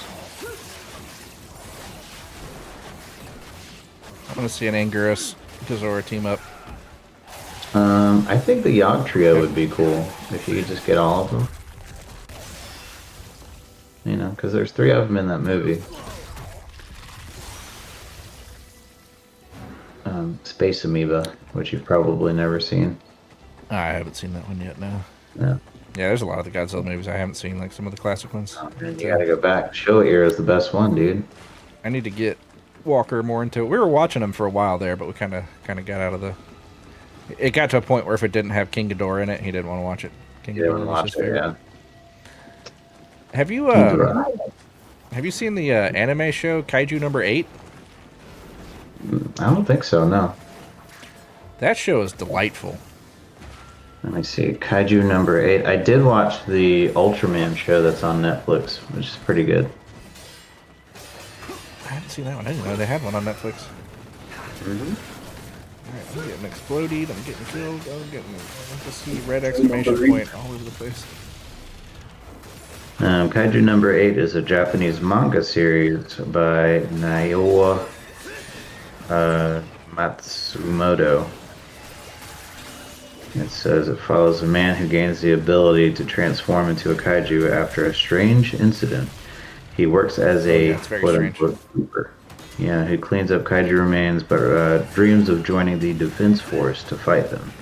The series, also known as Monster Number 8, was serialized in Shonen Jump in their app from 2020 to 2025 and has been published in English by Viz Media. Okay. Yeah, they got a show for it now too. I think they either just finished season 2 or they're like halfway through season 2. But it's a show that like is brutal, like some of the stuff that's showing it, like the violence of it and everything. But it's also like really lighthearted and funny. Like the guy who gets the ability to turn himself into a kaiju and back to human again. Like he himself is really funny. Yeah, his job is basically monster cleanup. Like when they get a giant kaiju stomping through Japan and they blow it up and its guts are everywhere, it's like his job to go in with a team and clean it up. So it's just a nasty, gross job. But yeah, but he's kind of like they have the Japanese, the Defense Force. Like their job is like they get kind of special abilities. They make they make weapons out of kaiju parts and stuff. So it's got some Monster Hunter vibes to it, huh? Yeah, yeah. And he wanted to join that. Like his village was wrecked by a kaiju, so it was like a personal thing. Like I think his parents were killed or something. But he really wanted to join the Defense Force and just couldn't quite make the cut.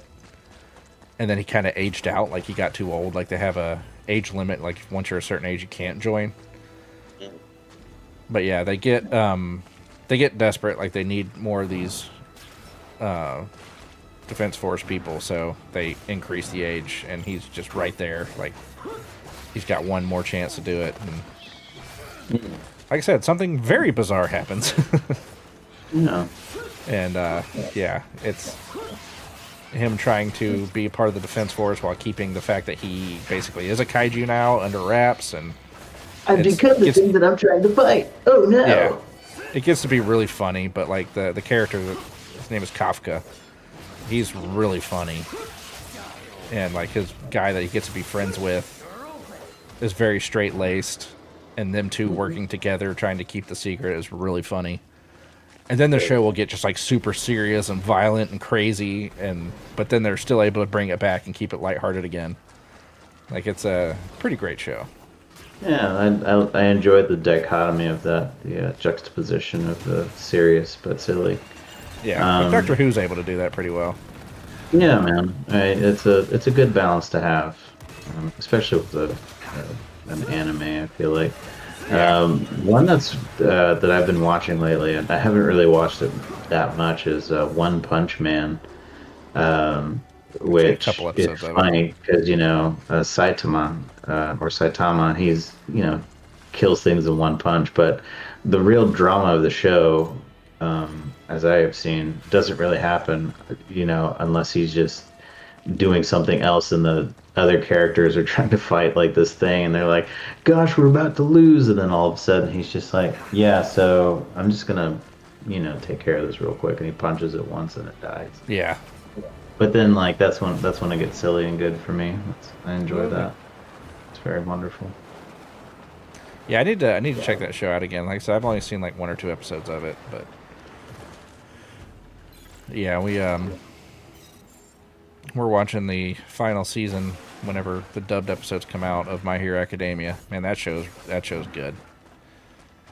Yeah, I was watching it for a little while, but I just kind of stopped watching it.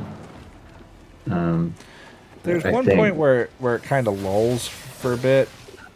Oh, what am I doing? I'm pressing the wrong buttons is what I'm doing. I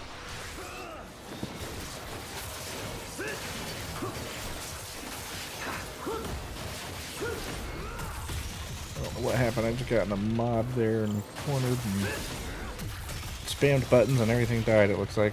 We're doing good. Stab, stab, stab, stab, stab. Stab, twist. Baby drill. Stab, twist. What's this thing doing? You're injured. That's what you're doing. You're just waiting on me to finish you. Meow. There we go. Okie dokie. I am enjoying the drill. I'm just drilling through people. Drill is awesome. Yeah, man. So I've got the anchor, cool. And now you have to drill. If we can get these two things combined, with our powers combined, we'll be unstoppable. So I thought about making you one of those little AI songs for Anchor Spanker. Mm-hmm. I might try it out tonight after the stream. It's got to be a metalcore song. Oh yeah. About how he smashes everything with his anchors. It'll be metal for sure. Hell yeah! It's got to be metal, real metal. Swedish black metal, blackest of the black. No sun can be present. I don't know how to write lyrics in Swedish. Well, that's the only way that I'll accept it, is if it's written in Swedish. All right. The AI can figure it out. You don't need to speak Swedish. ChatGPT. Yeah, they'll just translate it for you.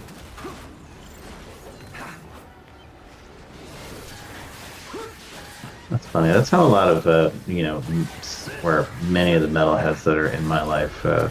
It's like, oh, you don't listen to this kind of metal. You're not really a metalhead. Yeah. That kind of sucks. The line that because I don't care what kind of metal people listen to, because I listen to some goofy ass shit, but I better go listen to Butcher Babies and Crash Tonight. Talk soon. Later. Take care, Suchi. Making good progress, Yakumo. Thanks for hanging out. Am I close? Yeah. Take care. Thank you again for the $600 and the dinner and lunch and letting us stay at your house so we can pet your honey badger when you get it. Yeah. Perhaps we could take But a short break soon. I don't know. Like I said, I listen to a lot of goofy shit, but then No time for that. Pick up the pace. the only place I really draw the line is it actually has to like have the metal elements. It can't just be like, well, they play kind of a hard part here and there's double bass going on this song. It's like, I don't know if that really counts. Like, somebody the other day was trying to convince me that Nickelback was metal, and I was like, you can take that straight to hell. You're an idiot. They're a rock band. No, I mean, you could say some of their songs are hard rock songs, but by no means are they Ow, Jesus. metal band. Alright, this little teapot lion quit being cute. I like the Woke up teapot and- lion. He I want woke up one. and chose violence. Listen, somebody 3D they're- print one of these right now. I want it They're in my my life. favorite bad guy so far. What is this? Yeah, man. I Pick want up. that. I like the little stompy feats. I found an heirloom knife that I didn't know I was looking for. Hello, cat. Yeah, Stitchy, have a good weekend, Stitchy, and send me a message on Discord if you do your first stream this weekend. First stream back.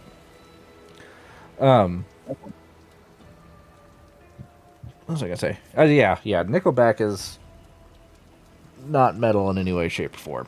They're a rock and roll band with smatterings of hard rock mixed in here and there.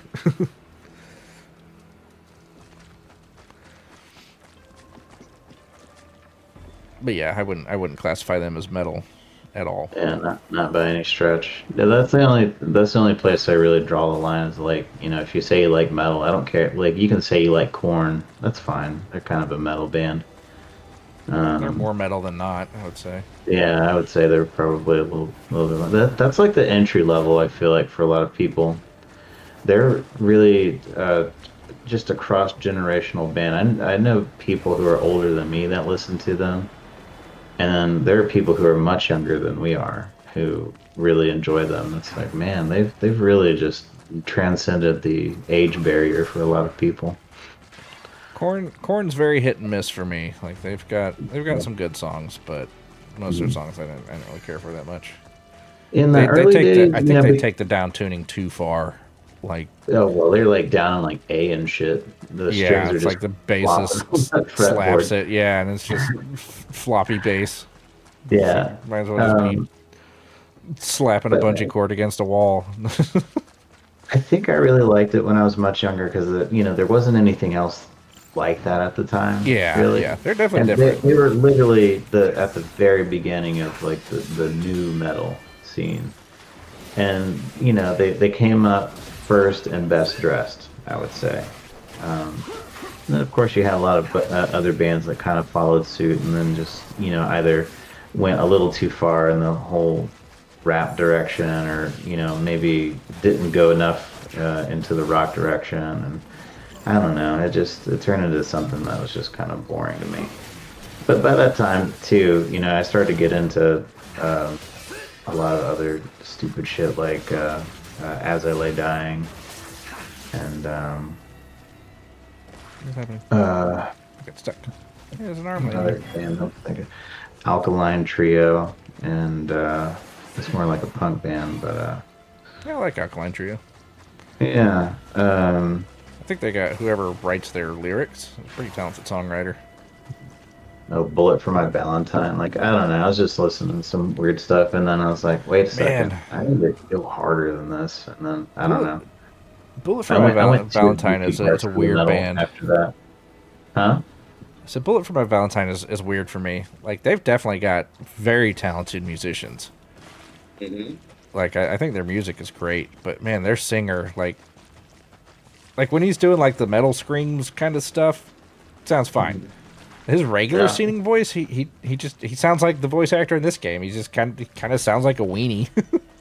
Like, It's like the screamo stuff. he sounds kind of like Wimp Low. Like I'm bleeding, making me the victor. if Wimp Low was a metal singer, that would be him. Yeah. But their music is great. Like, they've got really good music. That's fun for what it is.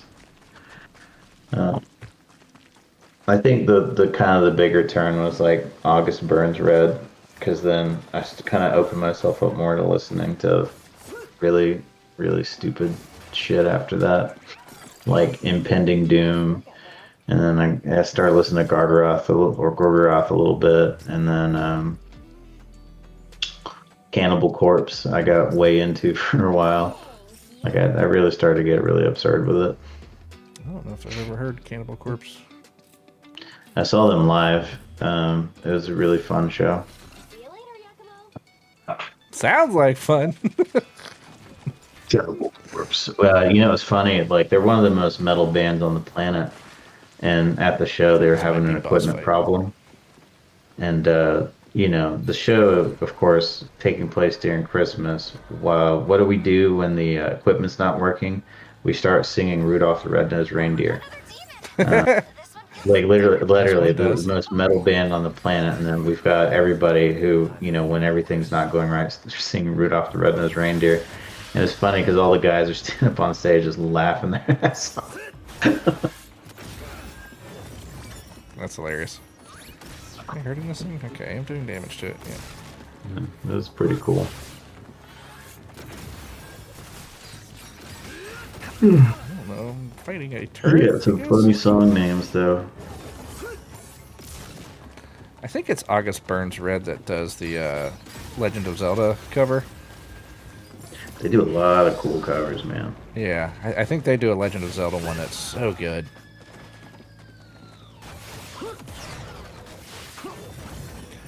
And I had it in my, cause like that's one thing I actually liked about Twitch over YouTube is you can set it up through the streaming software that the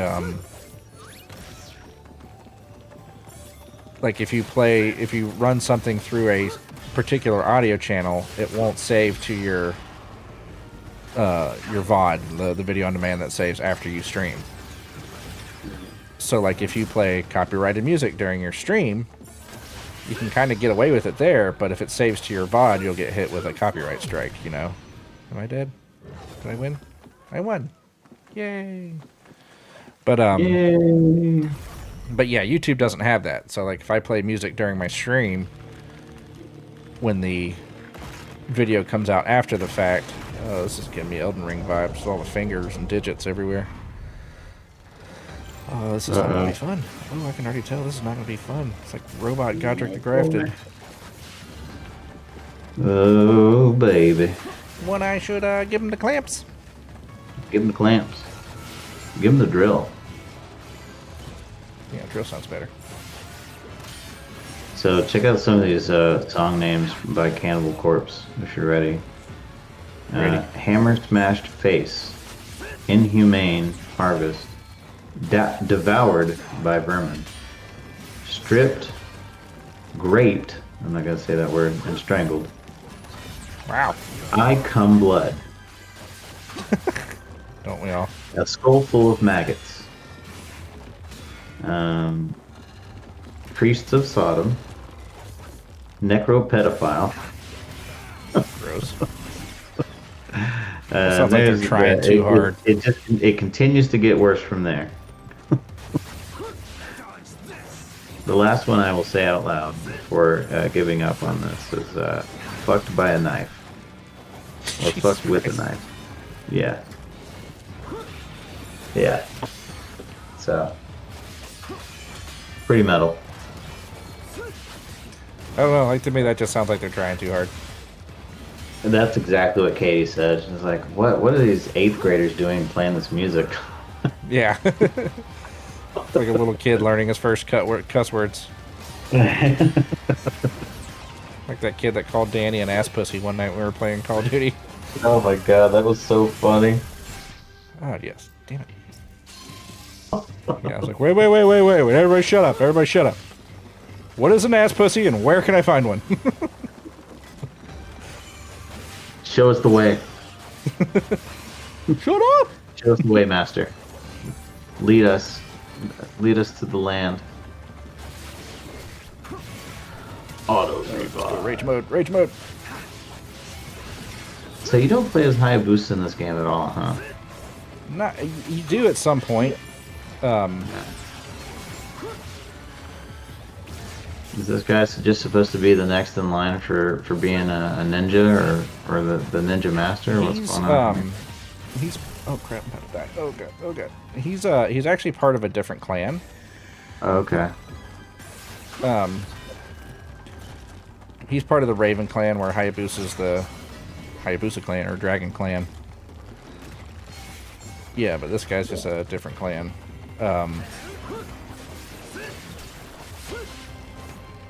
But they said at the beginning of the game, like, where the Hayabusa clan, you know, saved the world and got all the recognition, Raven clan was working kind of with them, but more in the shadows.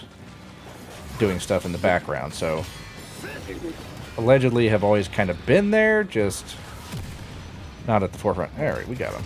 Oh, all right. Actually, got to do the finishing move this time. So he's part of the Raven clan. Hayabusa's out fighting fiends stuff probably directly. You know, they have the Dark Dragon blade. Well, he's trying to kill the actual Dark Dragon itself. This guy is. There's this priestess, which you'll probably see here in just a second, since we just beat the boss. The chick with the white hair, blue dress, and the boobs. She said, like, part of their prophecy was that you're supposed to kill the dragon priestess, and she was like, actually, your prophecy's wrong. You're not supposed to kill me. You're supposed to work with me. The only way to truly kill the dark dragon is to purify it. In order to purify it, we have to break the seals, awaken it, and then purify it. If you just try to kill me and keep it from being awoken, period, it's going to live forever until it's purified. So I think she's tricking me and trying to screw me. And I think, like, even the Hayabusa clan, like, that's what you were sent to do at the beginning of the game, was to kill her. Like, that was your job at the beginning of the game. But instead, she was like, you should work with me. And he was like, okay. And just set her free immediately. Very few questions. I implore you to reconsider. Exactly. So yeah, so he's part of the Raven clan. Hayabusa's out there doing something. Now, when I watched my buddy Kill a Kaiju play it, he was like, I think I'm about to be able to be Hayabusa soon. And he was fighting a boss. Sure enough, you beat the boss. Then Hayabusa jumps down and was like, you need to stop doing what you're doing or I'll stop you. Then you actually fight Hayabusa. And that fight was wild. Really cool. Yeah. And I think shortly after that, you should be able to play as Hayabusa, but I haven't seen it yet, so I don't know. I hope so. Like, because like that was one of the things, like, playing that Ninja Gaiden Ragebound. I was like, I mean, this guy's cool and all, but I want to be Hayabusa. Hey, Hayabusa. Then they have the weird sodomy shrines that you have to go to. That's kind of creepy. Oh man, that game was great. That game is great. I need to finish it. It's really fun though. Yeah, it is a good. It's kind of hard. It's a little hard. The later stages. Yeah. Yeah, it's definitely a little hard. But I've been mostly able to handle it. Oh. Yeah, the final boss gave me some trouble. I had to walk away from him for a minute because he was frustrating me, and then I came back. Yeah, I haven't gotten there yet. I think I beat him up. I can't remember. The last boss I killed, I think, was... I killed a big guy that, like, charged back and forth and threw shit at you and stuff. And then I think I killed that... Like, you fight that bug lady early on when you're playing as the girl. And then you have to fight her again later. A second time. I think I just killed her. Is where I was at, but... I don't know. I don't remember. I also killed, like, you had to, like, kill a boat or something. Like, there was just a bunch of missiles. It was actually kind of an easy boss. You know, I for the life of me, I can't remember that much about it.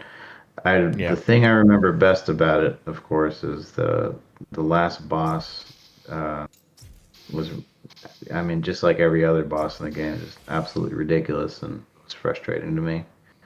Yeah. To such a degree that I was like, man, I really gotta walk away from this, or I'm gonna throw this controller. That was like me fighting Radon 2.0 before I found the old Tank and Shank. Tank and Shank. You know, Eric and I beat the Elden Beast yesterday. Oh, nice.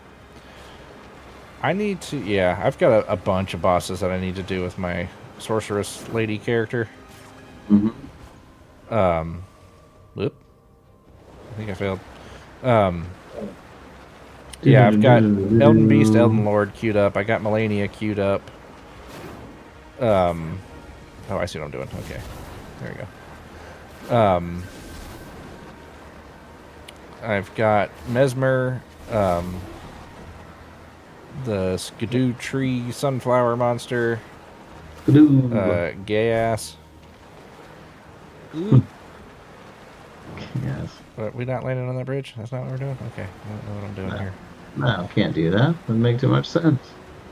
Yeah, I feel like I've got like one or two other bosses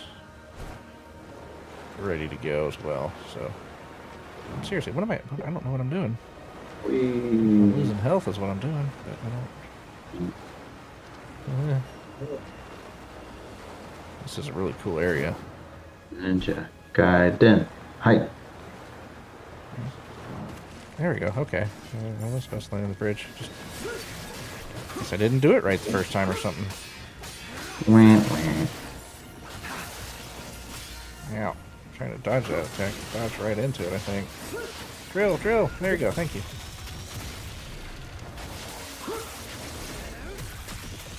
I do really like this drill. Yeah, drill's cool. I didn't think I was gonna like it, if I'm being honest, but oh, there's another one. Okay.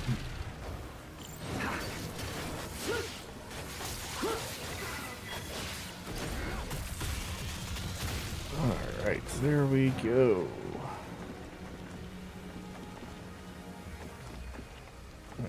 Let's just go. I see red blinky and shrine over there. But I don't know if that's Ninja stars. Ninja.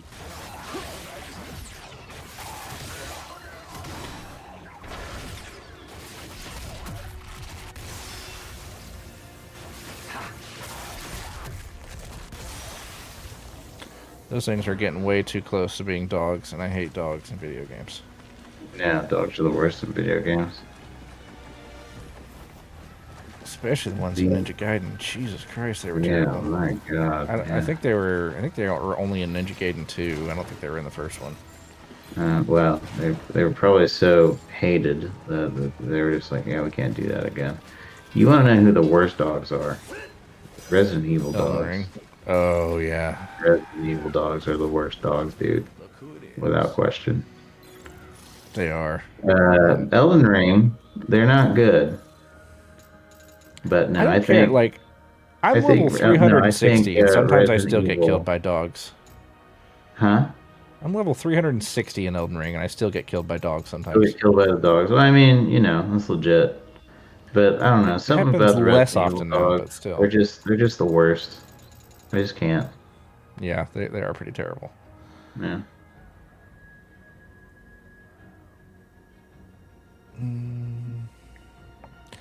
Man, I kind of want this move. It's perfect timing. It's like a parry and a slash.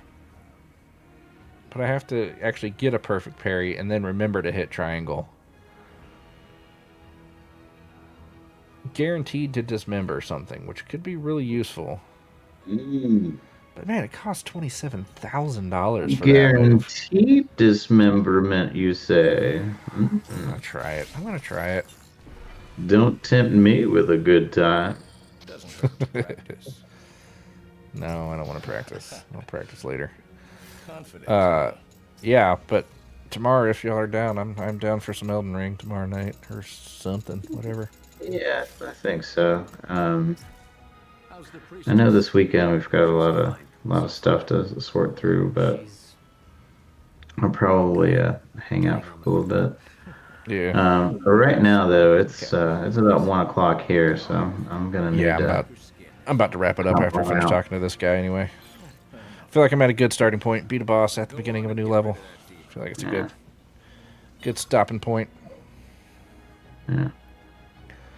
But yeah, I appreciate you hanging out tonight. When do you want to try to do? You said that Frankenstein movie's already out. It's on Netflix now, I believe. Okay. So yeah, just whenever you have a chance, sit down and watch it, and we can sit down and talk about it a little bit. You can even play a game if you want to. We just play a game. Maybe that's close to a Frankenstein type game. I would say if it's not too distracting. You seem to do pretty okay with because me, I don't know if I can talk and play video games at the same time. I feel like a lot of focus gets taken away. But it didn't seem to bother you at all. No, it doesn't bother me too much. Sometimes it helps me dial in weirdly. Yeah, that's what it seemed like. You seemed to be like Yeah. zoned in. I was like, oh shit, dude. Okay, well, we'll just keep talking about nonsensical bullshit. So, Yeah, we're gonna and get through this. it's one of those like I don't know, like the better we get at the stuff and the more equipped we get with everything. It would be something like it's where we have like our two faces up.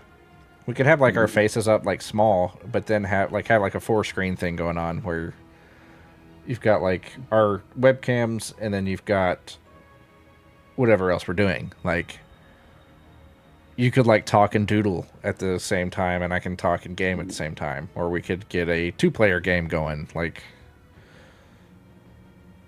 I don't know, like run through Super Mario together or something. We can talk movies or talk games and do some gaming or something at the same time. Yeah, I that's don't cool. I like that idea. That sounds good.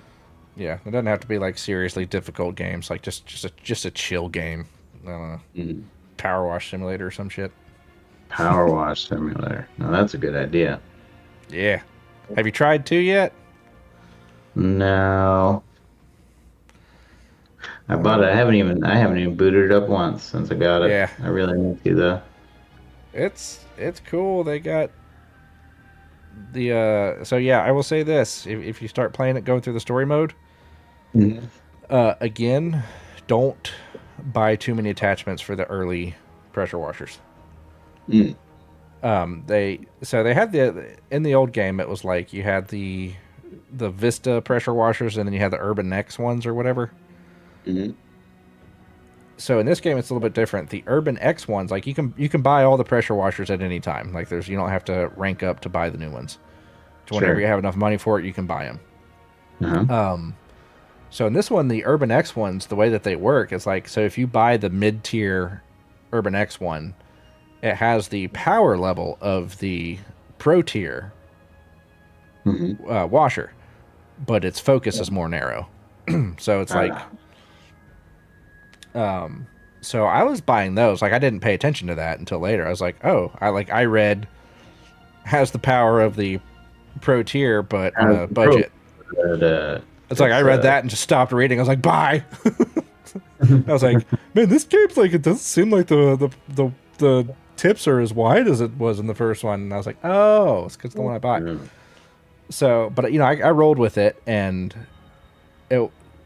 I didn't like. It wasn't until I got to the most high end pressure washers that I just bought the regular, the Pro Vista or whatever it's called.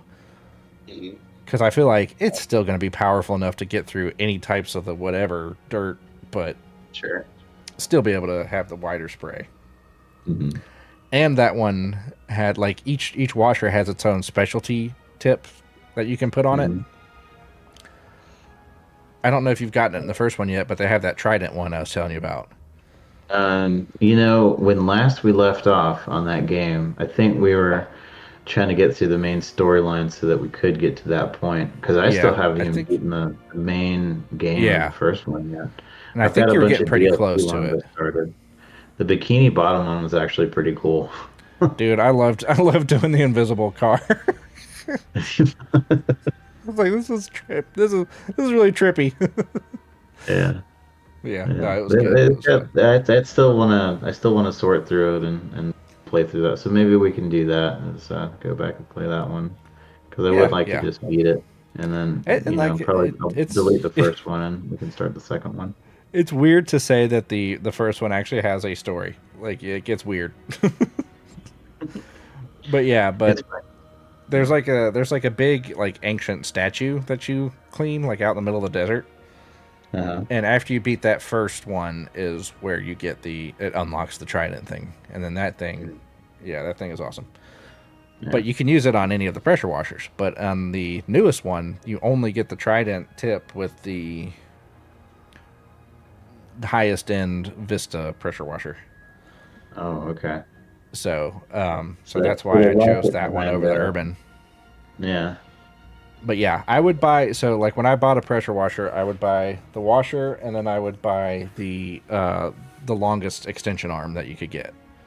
Right. That's all I would buy until I had up enough money to get the next. And then I think I skipped like the tier 3 pressure washer entirely and just kept saving up until I could get the tier 4 one. Oh, yeah. Or tier 5 or whatever, but it's either 4 or 5 different tiers, and I skipped one of the tiers and just went straight to the last one. Yeah. But yeah, it's fun. You've got a lot of really cool levels on there. On the second one, they have one where it's like the carnival game where you get like the squirt gun and you got to shoot the little targets or whatever. Uh-huh. They have that game in there, and it's literally called Pressure Wash or Power Wash Simulator. But it's like a carnival game, and all the little targets that you shoot at are some of the more popular levels from Power Wash Simulator 1. That's pretty funny. Yeah. I think that's clever. But yeah. I'll watch that Frankenstein movie this weekend. Just let me know. Sure. When a good day would be to actually do a review, or if you just want to tack it on with my Tuesday, Thursday streams, or We'll figure it we out. can Yeah, do it we'll on the weekend or whatever. I'll let Katie know what we're doing, and then hop on, and at some point we'll talk about it. I've heard nothing but good things about it, so I'm looking forward to About it. the movie, yeah. Yeah, I'm looking forward to it too, and I love Guillermo del Toro. He's one of my faves. Even though I still haven't seen Pan's Labyrinth. Pan's Labyrinth. Oh man, I gotta send you this real quick before I hop off. I found something very fun. Give me just a second. Were you sending it phone or Discord or? I'm gonna send it to you via text. Yankee dokey. All right, give me just a picture of a clown. I'm going to punch you in the face. Yeah. Driving to Georgia, and I'm punching you in the face. Huh? I said, I swear, if it's a clown, I'm punching you in the face. No, it's not a clown. It's a good thing I'm doing. Is my phone going to say, "Excuse me," while I whip this out really loud? No, I'm not gonna do that. I only wait until you're in a very inopportune moment to do Like that streaming? kind of thing. Yeah, like when you're streaming. That's probably the best time to do it, honestly. Yeah. Guess that'll work. Yeah. All right. Save. Say, hello, cat. Cat's making an appearance again. Gosh, I hope Danny and Justin, or I hope Danny and Eric aren't awake. You can just send it to just the me and you text. No, it's too late. I already sent in the group text.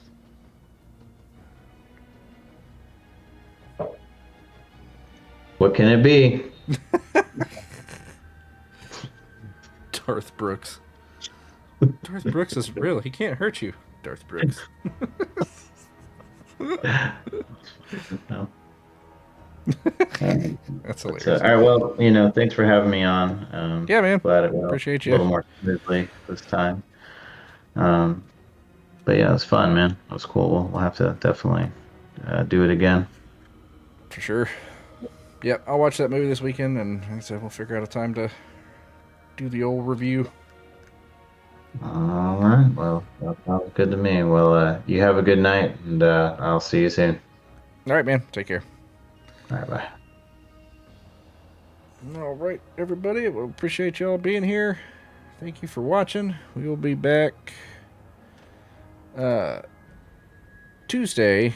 Yeah, what's today? Today's Thursday. Yeah, we'll be back Tuesday with probably more of this. And I plan on finishing the Path of Pain for Hollow Knight this weekend, so I'll be uploading clips of that. Keep that in mind. Check those out, or check that out when it comes out.